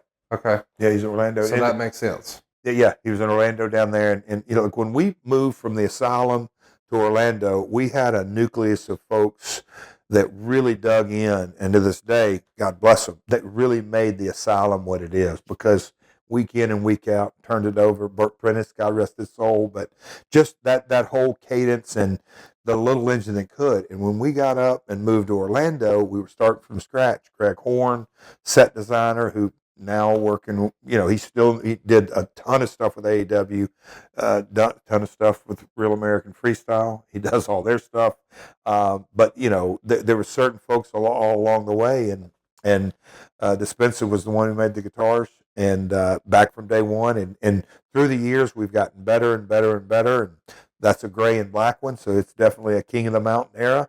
But as a part of that whole process, it's funny, Conrad, that I thought, okay, that's 2 guitars. And I had truly in storage, when WCW shut down, there were some different folks in the office. They said, hey, we're cleaning and liquidating us up. I said, send me as many guitars as you can if you got them. And they sent me a box of 12. And if you go back and look at some World Wrestling All-Stars, I used some of the Slapnuts guitars because, I was going to use them. They're expensive. They break. They were safe in a way. So I've got a Slapnuts guitar. Also got that foam Slapnuts guitar. So the Slapnuts guitar is from WCW. That's a 99, 2000 for sure. And who made those guitars? Do you remember? California. They were prop. Okay. They're straight out of So you couldn't Hollywood. associate it with an individual. No. That is what I loved about your first 2 guitars we talked about, though, that when you think about the first TNA guitar, you think about Don West. Oh, yeah. And when you think about the first breakable one from Orlando, you think about Chris Dispenza. I just think it's neat that from our perspective as fans, we just see them all as Jeff Jarrett guitars, but to you, they represent a person. Oh, big time. And Big time. And I couldn't help but notice, it's about 3 hours from my house to your house, door to door. So I had to hit the little boys' room when I got here, and I couldn't help but notice as I was handling my business, there is parts of a leftover guitar hanging above the toilet. Tell me about that one. So, again, this part of the house is off the main part, obviously, and it's my office and a bonus room. And like I said, wasn't a lot on it. And when I started to get stuff out during that Hall of Fame and just kind of a little bit about my career, there were certain pieces, the NASCAR hood, and we can talk about that, some different shots, me and Tyson, and I don't know, Michael J. Fox and all this kind of stuff. But I came apart this guitar box because I would always save the boxes. There's one over in the corner, but I saved the boxes, and I pulled it out, and there it was in a little handwritten note, Steiner, Nitro or Thunder, whatever it was. I don't know if I put the date on it, but anyway, Scott Steiner hit me on a Nitro, and he broke a guitar over my head. And I remember, probably went him through the curtain. I said, I want that guitar. And they were cracking up, and Scotty cussed me probably. I'm like, what do you want that for? Anyway, so I saved it all those years. And when we were putting things out, that bathroom over there, Conrad, for forever, all it was a little bottle of soap, and that's it. There was nothing in there. But anyway, so I said, you know what? I'm going to put Scotty in the shitter. So I hung the broken guitar because it's, when you're in there, you got to sit down and on the throne, you need a good conversation piece. Like, what the hell is Jeff got a broken guitar? But you'd be amazed when Dark Side came, and there's a crew, and that's the bathroom they use to go to the house and all this. And, hey, I got to ask you, Jeff, what's up with the broken guitar? Or somebody come out of the bathroom, they're looking at me and say, hey, Jeff, I hope you don't mind. It's the guitar, right? Yeah, what is that? But yeah, the Steiner smashed guitar over my head. So of course, wrestling fans think about, Scott Steiner and Double J as wrestling characters, but you've been real life friends with Scotty for a long, long time, right? Yes. Scott came to town, 87, and, he's a couple So worked for your dad's territory? Worked for USWA, and he'll hate that I say this, but he's several years older than me. But we hit it off, and we're riding buddies. And my dad loved him. Athletic, super athletic. Scotty, very coachable, wants to just soak everything up, and so we rode together for a while. But that's when, he wasn't married. I wasn't married. He got to know Jill very well. They got really close. Just kind of out of, just kind of a unique. And then he met his current wife, or met his wife, and then they became friends. And they just, Scotty's been that friend that he was there, and every time I really start thinking about him, he was there in the beginning of our careers. And we rode miles and miles and miles. In a lot of ways, I tried, because I had much more seasoned at the time. And then all of a sudden, his brother, Rick Robbie, was at WCW. And he's like, man, I'm going to get an opportunity. And it kind of, I was so happy for him. Man, I missed him when he left, because we rode every day. And he really helped me. He used to be on me, Jeff, you got to freaking eat. So he's to blame, man versus food. No kidding. He's the one who really indoctrinated, dude. You have to be able to put protein and calories down. But anyway, so he helped me a lot there. And then, he met Krista. I went up in the wedding years ago, and, he's had 2 kids, and one's, both of them are great athletes. And, I remember sitting down there when Jill was real sick. He came out talking to her, man. I've never seen, he got really, that hurt him. And then through all that, and then as time went on, and he said it on an episode at one time, but I mean, on Impact, but he also meant it. It's like, hey man, I'm telling you, you got to move on. She wants you to move on. She told me that. And so Kristen and Scott were very encouraging to Karen and me, but very, very, that's the side nobody knows of Scott. And look, he's his own worst enemy at times. He's very vocal. Scotty, God bless him. And we've talked, Conrad, on here before, out of all the crap that went down, he's the only one, and I'm not pointing fingers at anybody this time, but he's the only one who went to Dixie Carter and looked her in the eye and said, Dixie, you are fucking up bad. I'm telling you, you are screwing yourself bad. And so that's just kind of the friendship that started in 88. And people don't really know the loyalty and the fierce loyalty. And Scotty really does, in his heart of hearts, want what's best for the ones that he loves. You get on his bad side, not so much. It's fair to say that Scott's not just one of your best friends in wrestling, but in the history of your life. Oh, yeah. No doubt. Is he maybe, of everyone you've met in wrestling, as far as what the masses know? Is he maybe one of the most misunderstood? I don't even know if anybody's a close second. I really don't. I mean, you know, and I get it. Everybody, it's about put me in the grave. Everybody puts on different masks. Everybody, and I say we all put on masks. Why do we do that? For survival. It can maybe get a little deep, but that in and of itself, you know, when you get into psychology and really, really, really try to understand why and who we are, ages 2 to 9 almost frame, it depends, you know, don't want to get into numbers, 80 or 90% of who we are. And so when you really understand people's upbringing, you know, Scotty grew up in Bay City, Michigan. We think we're hillbillies. You know, not that long ago, grew up in a house in Michigan with no air conditioning. Just his upbringing was not easy.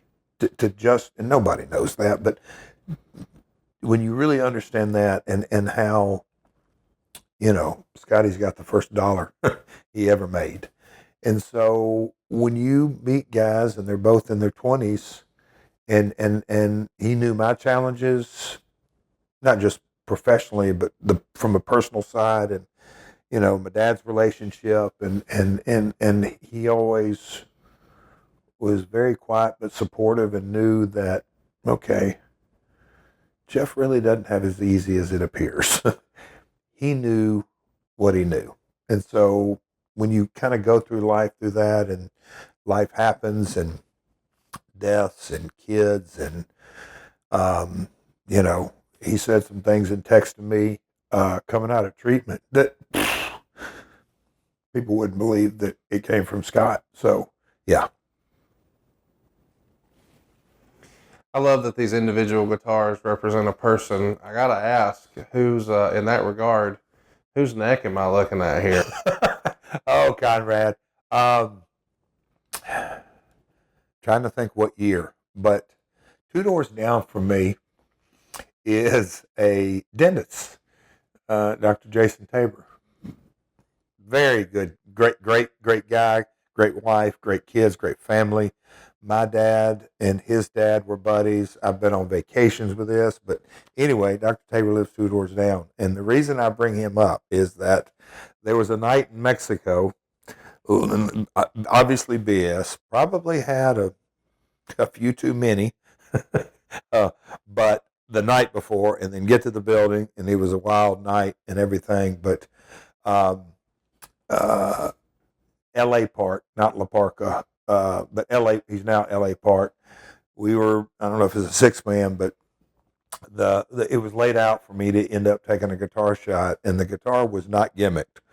And if you know La Parca, he comes from left field. We've had a lot of great matches, a lot of great intensity. He is a entertainer of all entertainers and really knows his character. But this particular night, he cracked me with the guitar, and I tell you, I mean, there's a scar up here right now,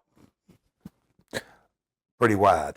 And so I tried to get cleaned up, get back to the shop, get back to the hotel. Anyway, I said, I want that. If I'm going to be laid open with blood coming out, and I didn't want to get stitched up. Said I didn't need to get stitched up. And Karen's like, you need to get stitched up. I said, no, I'm good.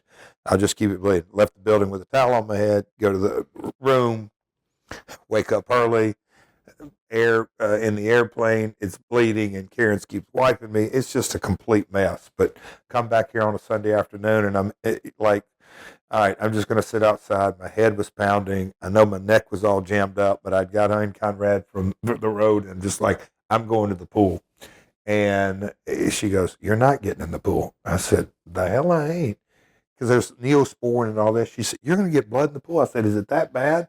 And she's like, because she really was not happy with me. But anyway, she took a picture and I went, oh boy. This BS, Jeff? Oh yeah. And there was a lot of BS going on the way down while I was there, on the plane ride home. And by the time I got home, she had had enough, I'm sure. But anyway, I'm going to get in the pool. No, you're not. So I'm sitting on the steps, and it just kind of occurred to me, let me call Doc. I text him. I said, hey, bud, how are you? You home? Yep. Do you think you could come over a little bit and take a look at something, or I'll walk to you? Yeah, I'll be right over. He came over and he said, hey, man, let's go to the office. And so we drove down the road. And you kept the guitar. Yeah, drove down the road, got stitched up, and came back, probably sat in the pool. I see there's a GFW guitar. I assume that's just a continuation of the. That was something that those Grand Slam shows. I can remember looking at it. It was, obviously different time, different era, but auctioned the guitars off in the raffle, but ordered the guitars, and those, sold a lot of those. I mean, a lot of those. I think. Sorry, what was the name of the show? Grand Slam? Oh, yeah. Just asking. And then I see, speaking of big shows, there's a fan art guitar here. Is this the Wembley show? Man, oh man, I always get his name right. Lud. Anyway, but we got to show him. He is an incredible artist. But he on Instagram, and then we text or emailed and all the above, whatever. Communicated. He said, "I really got this," and I said, "Okay, thanks for the heads up. I bought a guitar case so I could bring it back home." Oh wow, so you took an empty one over. I took an empty one. Man, oh man, it is just. It's to me, it's a cool last outlaw guitar. It's red and black, and we've talked about how special the Wembley shows have been for me. First year, Grado and Big Show and Tottenham, and we're a part of the 82,000 event, and then the following year. So anyway, Wembley and that guitar kind of signifies to me. It's a really cool, special piece. When you carry it to the ring this year at Wembley for the world title, I think you should just take that guitar with Let's you. do it. Speaking of world titles, you know what I can't wait to talk about next? The belts? The belts. Oh, boy. By now, you know how much Double J loves his Factor. But for me, eating healthy isn't really a willpower problem. It's more of a setup problem. That wasn't until I found Factor. What I love is I don't have to worry about the shopping. I don't have to worry about the prepping or the cooking. Factor's taking care of all the heavy lifting for me. You see, Factor has meals that are built around your goals, whether it's weight loss or overall nutrition. Maybe you're looking for more protein, or maybe you need GLP-1 support. For strength and workout recovery, I want you to check out Factor's Muscle Pro collection. That's what Double J loves. What my wife loves, and I think you will too, is that every Factor meal is crafted with what we would call functional ingredients. I'm talking lean proteins, colorful veggies, whole foods, and healthy fats. Did you realize that Factor has banned over 175 different ingredients? Yeah, man, no artificial colors here, no sweeteners, no high fructose corn syrup, no refined seed oils, just nutrient dense food. But what you're going to love is that Factor is fresh. It's never frozen. And there's something for everybody. With over 100 different rotating weekly meals, you've got something to look forward to each and every day. You should try the newly launched ready to eat salads. They've got vibrant ingredients, and they've got over 70 different add-ons to round out your nutrition. I spent the week with Double J a while back. My man is walking around with Factor in his pocket. He loves these add-ons. They've got green juices, but my favorite that I've seen Double J actually rock, peanut butter energy bites. Peanut butter and energy, sign me up. Here's what you'll love about the Factor meals specifically. They're all ready in 2 minutes. Factor's going to handle the shopping, the prepping, and the cooking, and they deliver it right to your door. So you've got more time for everything else you really love this spring. What are you waiting for? Head on over right now to factormeals.com/myworld50off and use our code myworld50off. You'll get 50% off and free daily greens per box with new subscription only while supplies last until September 27th, 2026. See website for details. One more time, factormeals.com/myworld50off. And the promo code is myworld50off. All right, so Jeff, we got to talk about the belts. They're part of your permanent set design behind you. Of course, I think most people are most familiar with the one right over your head. Of course, that's what wrestling fans call the big gold belt, but it used to represent the WCW world title, and I guess that belt behind you is to represent your first world title? It is. When we dove into the podcast, I tried to kind of look at different settings and I know your original or your early ones weren't so much video, but I just wanted to I guess you could say, on my TV in my background. Hey man, how am I going to frame this up? But it needs to be something meaningful. And look, it's My World with Jeff Jarrett, talking about wrestling podcasts. Talking about wrestling events. What needs to be on the podcast? Keep it simple. Kind of the iterations, the Intercontinental Belt, in so many ways, put me on the map on a national or international scene. But it wasn't a world title. That first world title, Chicago, and man, we've really dug into that, which is so cool. And I didn't really stop smell the roses, but for me to win the first title, the big gold, the lineage of that belt and Flair and the folks that came through this territory and all that, for me to win it in Chicago, man, come on, it's unbelievable. And then of course the NWA and the TNA connection, and that goes back to my dad's favorites, and Dory Funk and Terry Funk, and oh man, it's cool. But I thought it framed up well for the pod. It does frame up nicely for the pod, and it's interesting. You were Ric Flair's opponent in his last match, and he's kind of synonymous with both of those titles. Yes. I did want to ask you about the Intercontinental, because I know that was really your first championship win on a national stage, or really a global stage. But if you could take yourself back and imagine yourself winning the Intercontinental title the first time when the WWF is respectfully in a down period, versus now you're going to win not only your first world title, but the exact same strip of leather and 3 pieces of metal that had been worn by Ric Flair and Dusty Rhodes and Hulk Hogan spray painted and played air guitar with. I mean, this is the championship belt that was used at Great American Bash 86 and Starrcade 97 and everything in between. It is a world title, but it wasn't the WWF. Did it make a difference to you? Like, did the world title feel more important than the Intercontinental, or because of your fandom of who had carried the Intercontinental belt and it really being your first global championship, is one more important than the other, at least in your mind and the story of your career? Between IC and the big gold? Yes, sir. When I look, as I sit here and, well, Conrad, we'll just kind of throw it out there. When I sit here and think about the history of my career, about to go into the 3rd Hall of Fame, which almost sounds silly surreal to me, but it's exactly the way it was supposed to happen. And so I look at both of them, or really to me, all 3 of them, because the NWA it has more business, I think, linked to it in my brain. The IC was breaking out of the territories and kind of arriving at a place in my career young. The MSG, the Garden, and Kevin Nash and Scott Hall and Shawn and just that kind of era was huge. And we've documented it. For me to go from,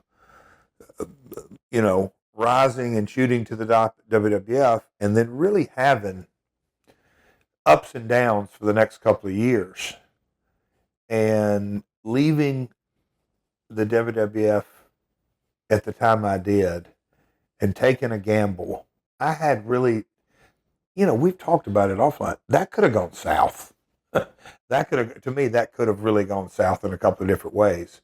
But when you look at the roster that was assembled at the time, and it was the epitome of chaos, and Hogan and Hall and Nash and the Millionaires Club and Savage and all that talent, and then all the new blood talent, and you had Russo and Bischoff, and just that whole dynamic.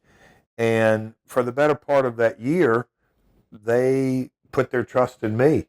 It is something that, through my lens, I'm very proud of the accomplishment, because almost the thing, it's easy to perform in front of a sellout crowd. They're there and all sided and all that stuff.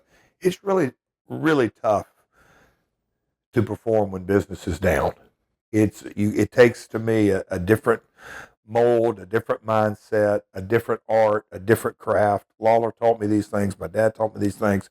So being the champion at that stage of WCW, it's easy to say, oh, I take a lot of pride because it was an accomplishment for me from a personal perspective.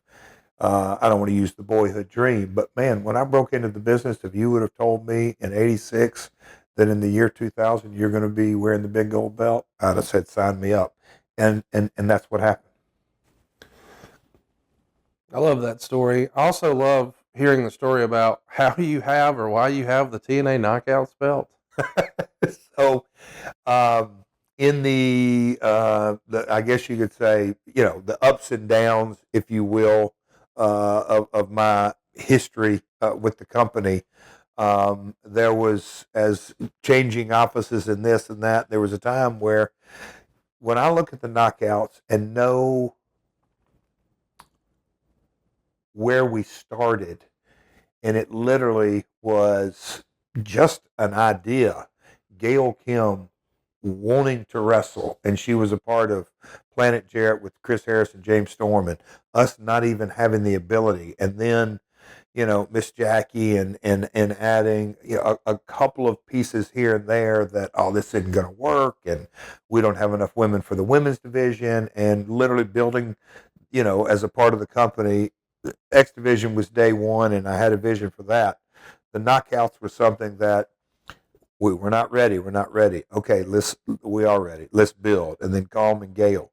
And when we created the tag team championships of the Knockouts division, it was special to me as a businessman that we built this from scratch and built a division that could warrant a tag team championships. And so when those belts were in laying around the office, they ended up in my car, and I'm like, I got them here. And again, before the podcast started and the Hall of Fame, I wasn't that dialed into it. But as I started to display things, I'm like, it's amazing how I've ended up with the Knockouts belts. I'm displaying them because they are special to me.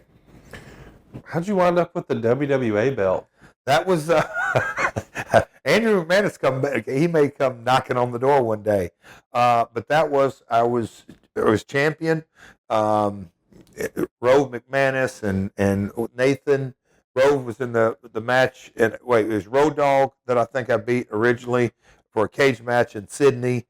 Defended it in the UK. I'm just trying to think of how it went back and forth, but I ended with it. And next thing you know, Andrew's not going to run tours. I've got the belt. I'm still a champion. Okay. At that time when I had it, I'm like, okay, at some point he's going to run another show. He never ran another show. But it's funny how I have it, and it really is, in so many ways, we've talked about it, it's a precursor to the TNA entry into my life. And so that belt kind of signifies that. So that's why I've got it up on the mantle. Well, I've asked you about the guitars, which you're known for. I've asked you about the belts because, well, that's what catches my interest. But next, I want you to tell me some things that you're really excited to talk about here in your office. But first... All right, listen up, guys. The future of erectile function is here. Blue Chew Gold is changing the way millions of men are having sex in 2026. Their new arousal boosting formula combines passion and performance into one tablet, and it dissolves right under your tongue for super fast onset. No more waiting for a pill to kick in. No more moments ruined by performance anxiety. Just the results you want when you want them. You see, most ED meds only focus on blood flow, but Blue Chew Gold goes further by combining 2 ingredients for blood flow with 2 for mental arousal and connection. So you're not just physically ready, you're actually in the mood. This type of innovation is why Blue Chew Gold is the #1 brand in erectile function. Now the process is simple and it's all online. Get started today at bluechew.com and go for the gold.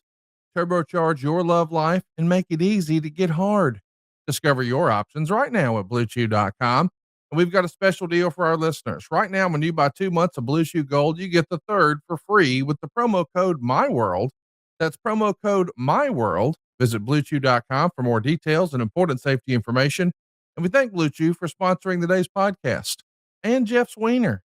All right, so Jeff, we're back. We're still in your home office. Man, there's so much really cool stuff that I've asked about, but there's a lot of stuff I haven't asked about that there's a story for.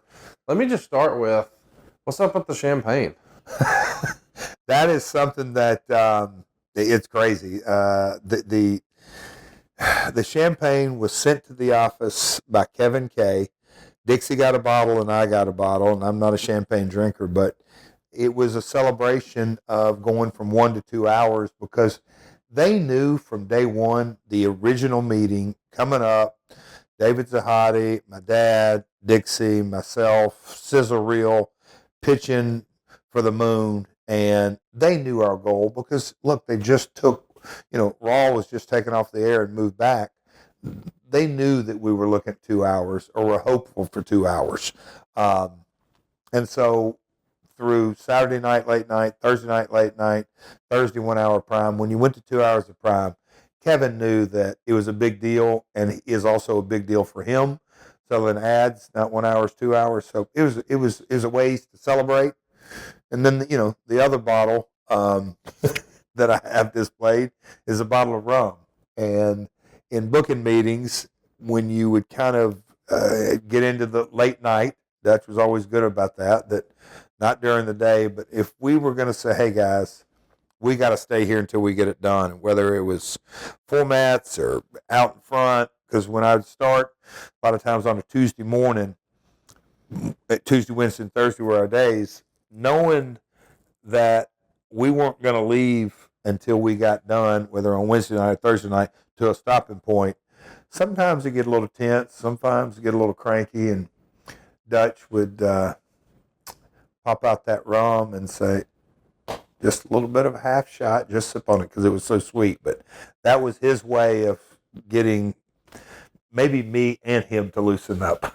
So the rum is here as a tribute to Dutch Mantel. It is. It was because, and it's obviously nothing to do with the liquor these days. It was kind of the signifying that, because Dutch would always, man, he was a thinker, but he was always because he's just like, Jeff, it will come to you. He was a big believer in the creative process. Don't force it. Don't force it. If you're trying to force something, that's a lesson. My dad thought that too. Don't force it. If it doesn't feel right, it's not going to draw money. I do want to ask you about the Slammiversary turnbuckle, Slammiversary 15. Can you tell me about that? Yeah, that is to me, it's a really special piece to me on a lot of levels, because that main event was Del Rio and Bobby Lashley. Me and Bobby recently just talked about this, but it was when we were going to merge the titles of the Global Force and Impact, and we had a vision for it, but the company from a financial position was really, really, really in a tough spot. But we came in January of 2017 and did a lot of the mass tapings, and it was a rough go between me and Anthem because I believe I was told one thing and we did another as far as budgets. But that night, I thought that everybody came together and we turned people away. Yeah, they say, oh, it's a part. Anyway, when you have an event and you can't get everybody in that wants to see it, it's special.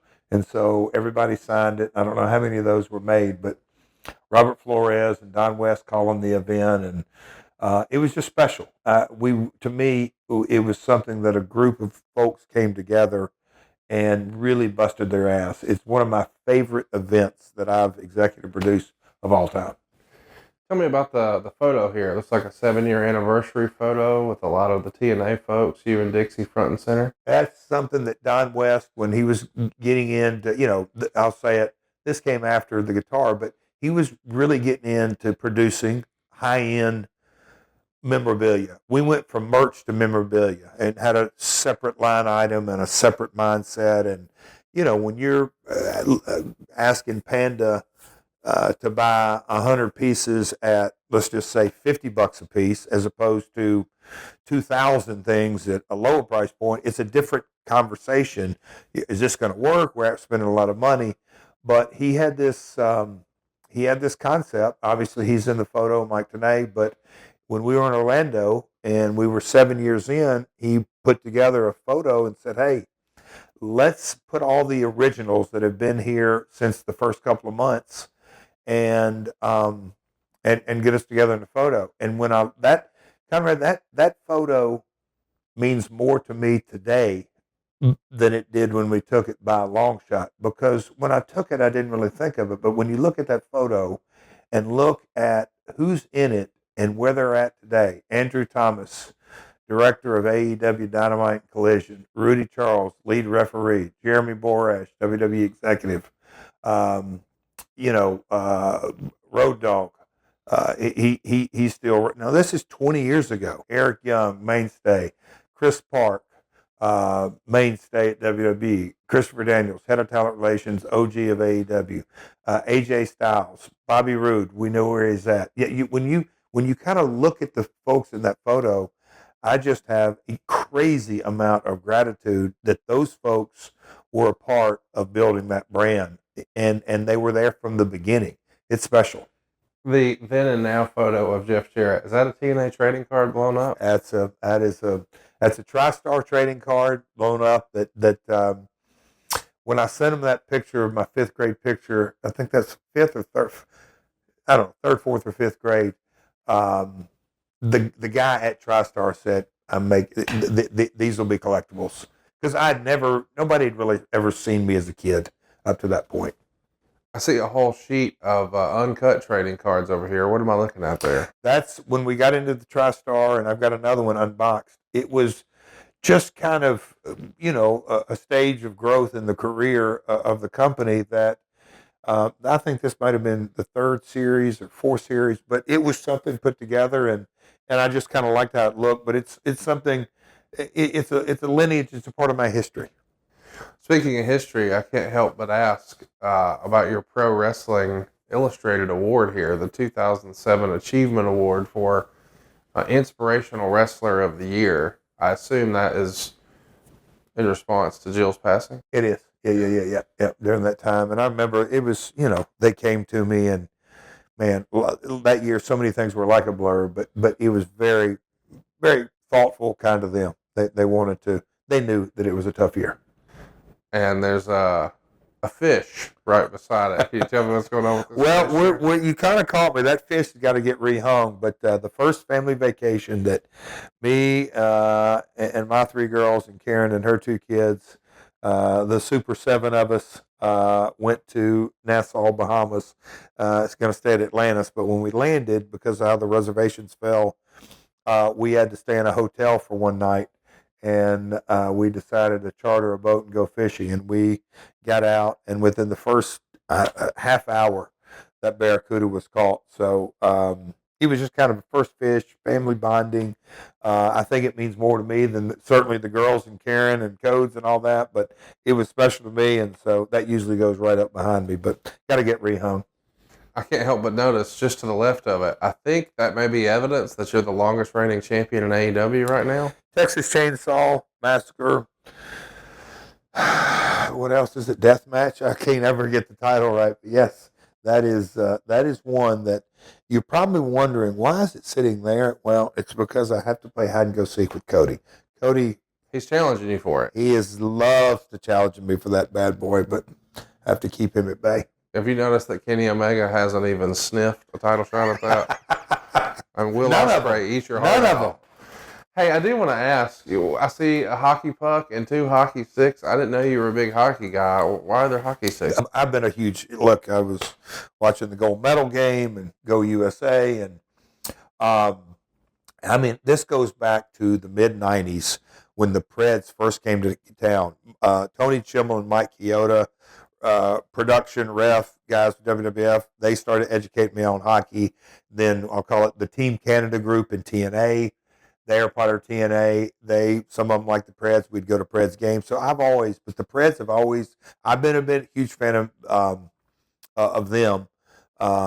And they've been very good to me through the years, games and just being a part of it. And when we went to the Stanley Cup, I got to drop the puck and wave the towel, and that was Hall of Fame year. And so got to go in the locker room, and one of the sticks is Pekka, and then another stick's the whole team signed it. So it's pretty cool that I just thought, you know what, and that's one of the pucks, Stanley Cup. I noticed to the right of your TV, it looks like, I mean, I could be wrong, but is that from your WWE Hall of Fame? Which oh yeah, that's the belt buckle and plaque, and if you'll see in there, Conrad, on top of it's a white envelope. I see that. Why do you think that's in there? I assume that was your payoff from the Hall of Fame. Yep. And you keep it as a reminder? I sure do. Some people that care like, you're doing what? I said, never ever lose sight. Well, tell me your thinking and why you keep the stub with the plaque. It's very meaningful, but it is also, I am not a rear view mirror guy by any stretch. And knowing that I value folks' opinion, I'm very grateful for TNA and putting me in their Hall of Fame, and WWE certainly put in their Hall of Fame, and the Thez situation that I'm going to be honored to. But I also know that at the end of the day, just like Teeny said, it's a business. Never ever forget it. Essentially, hey bud, don't get too wrapped up into it. It's a business, and keep your eyes on that. Again, I'm very grateful, but I kept that pay stub as that reminder. The pay stub's actually more visible than the Hall of Fame plaque. Well, I've got well, you know what? See, I keep this under here, Conrad. Oh, that's the ring. That's okay. the ring. Yeah.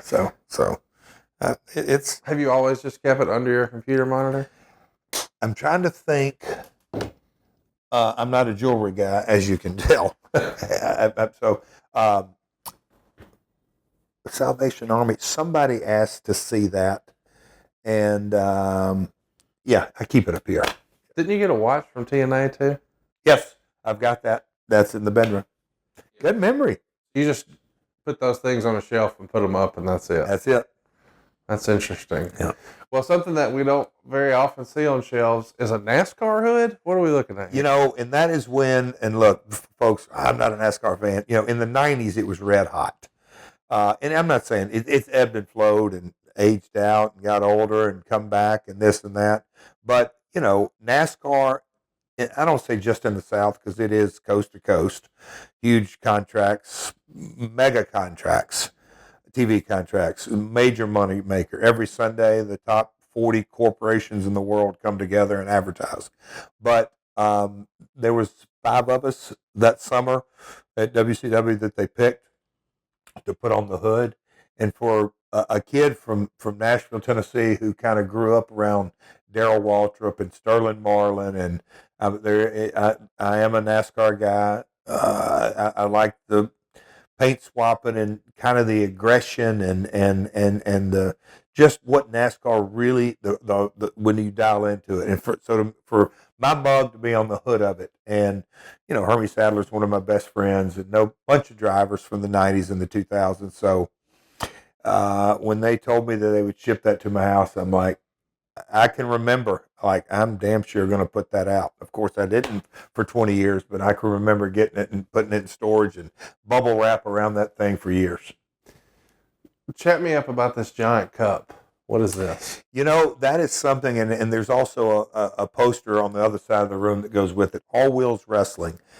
That is something that, you know, Dixie pulled the power play and the Falling Out, and Bob Carter and Panda, we sat down and said, Jeff, we want you to go create new revenue for us.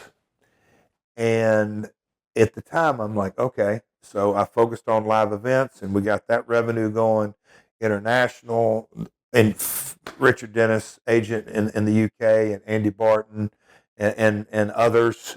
Shane Emerson was just getting in the business. He heads it up at AEW right now. But, you know, come that international side of things, and that was rocking and rolling. But creating new revenue just kind of out of thin air, I thought was going to be a challenge on a couple of different levels. But I started thinking, all right, how do I create additional content? And George Greenberg, a friend of mine from Fox, Best Damn Sports Show and Fox, and at the time Fox owned, they had a channel called Speed Channel. And so we got to talking, and I pitched him, and I created a show that basically was, like WWE's doing those speed matches. That was we were doing. That was a part of my format, and a point system, and a team system, and it was something that I kind of created the format, pitched it to him. He said, "Hey man, I'm going to fly to you, and let's talk and brainstorm and lay it out." We had multiple phone calls, and so one thing comes to another, and he said, "Hey man, I think I've got a pilot approved for you." And I'm like, "All right, now we got to shoot a pilot." So I mentioned him earlier, Greg Horn, set design, and different folks. And so in those days, we did pay-per-view on Sunday in Orlando for TNA, Monday Impact, Tuesday Impact, and on this time, on Wednesday, we kept some folks there, but I had to get talent, put it together, and had this whole format. Jeff Hammond, Hermes Sadler, some NASCAR experiences, but we shot the pilot. And when you look on it, you got to kind of grin. If you know me, 2 of the 4 guys that I put in there that are guys that I go way back, got a ton of respect for, but they always over-delivered. Sanjay Dutt and Jay Lethal. They were 2 of the 4 guys, and Sean Davari and Aaron. So I had, he's the big monster guy, but it was special to me because it was a show concept born out of thin air that Fox approved and got it to air. And then as the dominoes fell, Speed was going away, and Fox Sports 2 was coming online, and there was a bunch of corporate stuff that fell apart. But we got our money and settled, and we got a little bit more money, and that All Wheels, instead of a world title, Conrad, you're a belt guy, that was the prize. There was going to be the cup. So kind of like back in the day, NASCAR was called the Winston Cup. But anyway, that was the All Wheels Wrestling Cup. Well, there's a lot of prizes here in the, I guess, the new Jarrett wrestling office since 2009. Do you think this will be your final wrestling office? I mean, you've been in this home forever. Never say never, but I love it because when I look around in the history and some of the things, I got a picture of Kerry Von Erich. That's a special picture of me and Eddie Marlin, my grandfather wrestling. One of my favorite basketball players of all time. I was a point guard. I think this is the greatest true point guard. Isaiah Thomas, Mike Tyson, just Lawler's in a photo, just all the different little photos. Those are the kinds of things that kind of make it feel like a home office, like the Slapnuts Boulevard as you walk into the bathroom, the Orleans Arena. That's a real nice piece that the Orleans Arena and Darren Davis, and we just chatted the other day, but he runs Las Vegas Visitors and Convention Bureau. He's the top dog there, but it's a nice plaque, and they were very gracious, but they were very excited about Global Force. And when I think back on Global Force, the different partners in place, timing wasn't there, but man, oh man, there's a bunch of different buckets that were very close. But that's a nice piece that means a lot, that they presented a plaque to me and Karen, and the guitars. And you'll see on that guitar right there, Conrad, all the different laminates, WrestleManias, Bound for Glories, Ring Ka King, AAA shows, AEW shows. I mean, it goes, there's a WrestleMania Hall of Fame. How do you decide which ones to keep? And I keep them all. I just, that's my laminate guitar. There's a Titan, Titans Jaguars, big sweet ticket. That's when I was the 12th man. As you can tell, I'm a pack rat. Like that picture behind you is me and Hermie, a NASCAR deal that I wrestled Hermie, and it was a big deal in the NASCAR world, but it got TNA quite a bit of publicity. So there's just different things that go around. I mean, the Steve Jobs quote up there, I know almost, I used to know it almost bar, but it's basically, look, get up, love what you do. It don't need to be work. Go love it, do it. So. Well, we loved catching up from you today, man. You've got a lot of really cool stuff here. I could pick your brain about all this forever, but I want a commitment from you that the next time I'm up this way, you got to take me around Nashville. When you were sort of telling me the history of, and a few times you're like, "Oh, I got to get you by there one day." Let's endeavor to make that happen. How's that sound? Let's do it. Well, that'll do it for us here today at My World. We tried something a little new today, but Jeff, this was fun. I got to see some action figures and prototypes and championship belts and guitars. Oh my, here we are in the Jeff Jarrett wrestling office since 2009. And we didn't cover it all. More to come right here. Hit the subscribe button. Turn on the notifications bell. We'll see you next time right here on My World. Peace.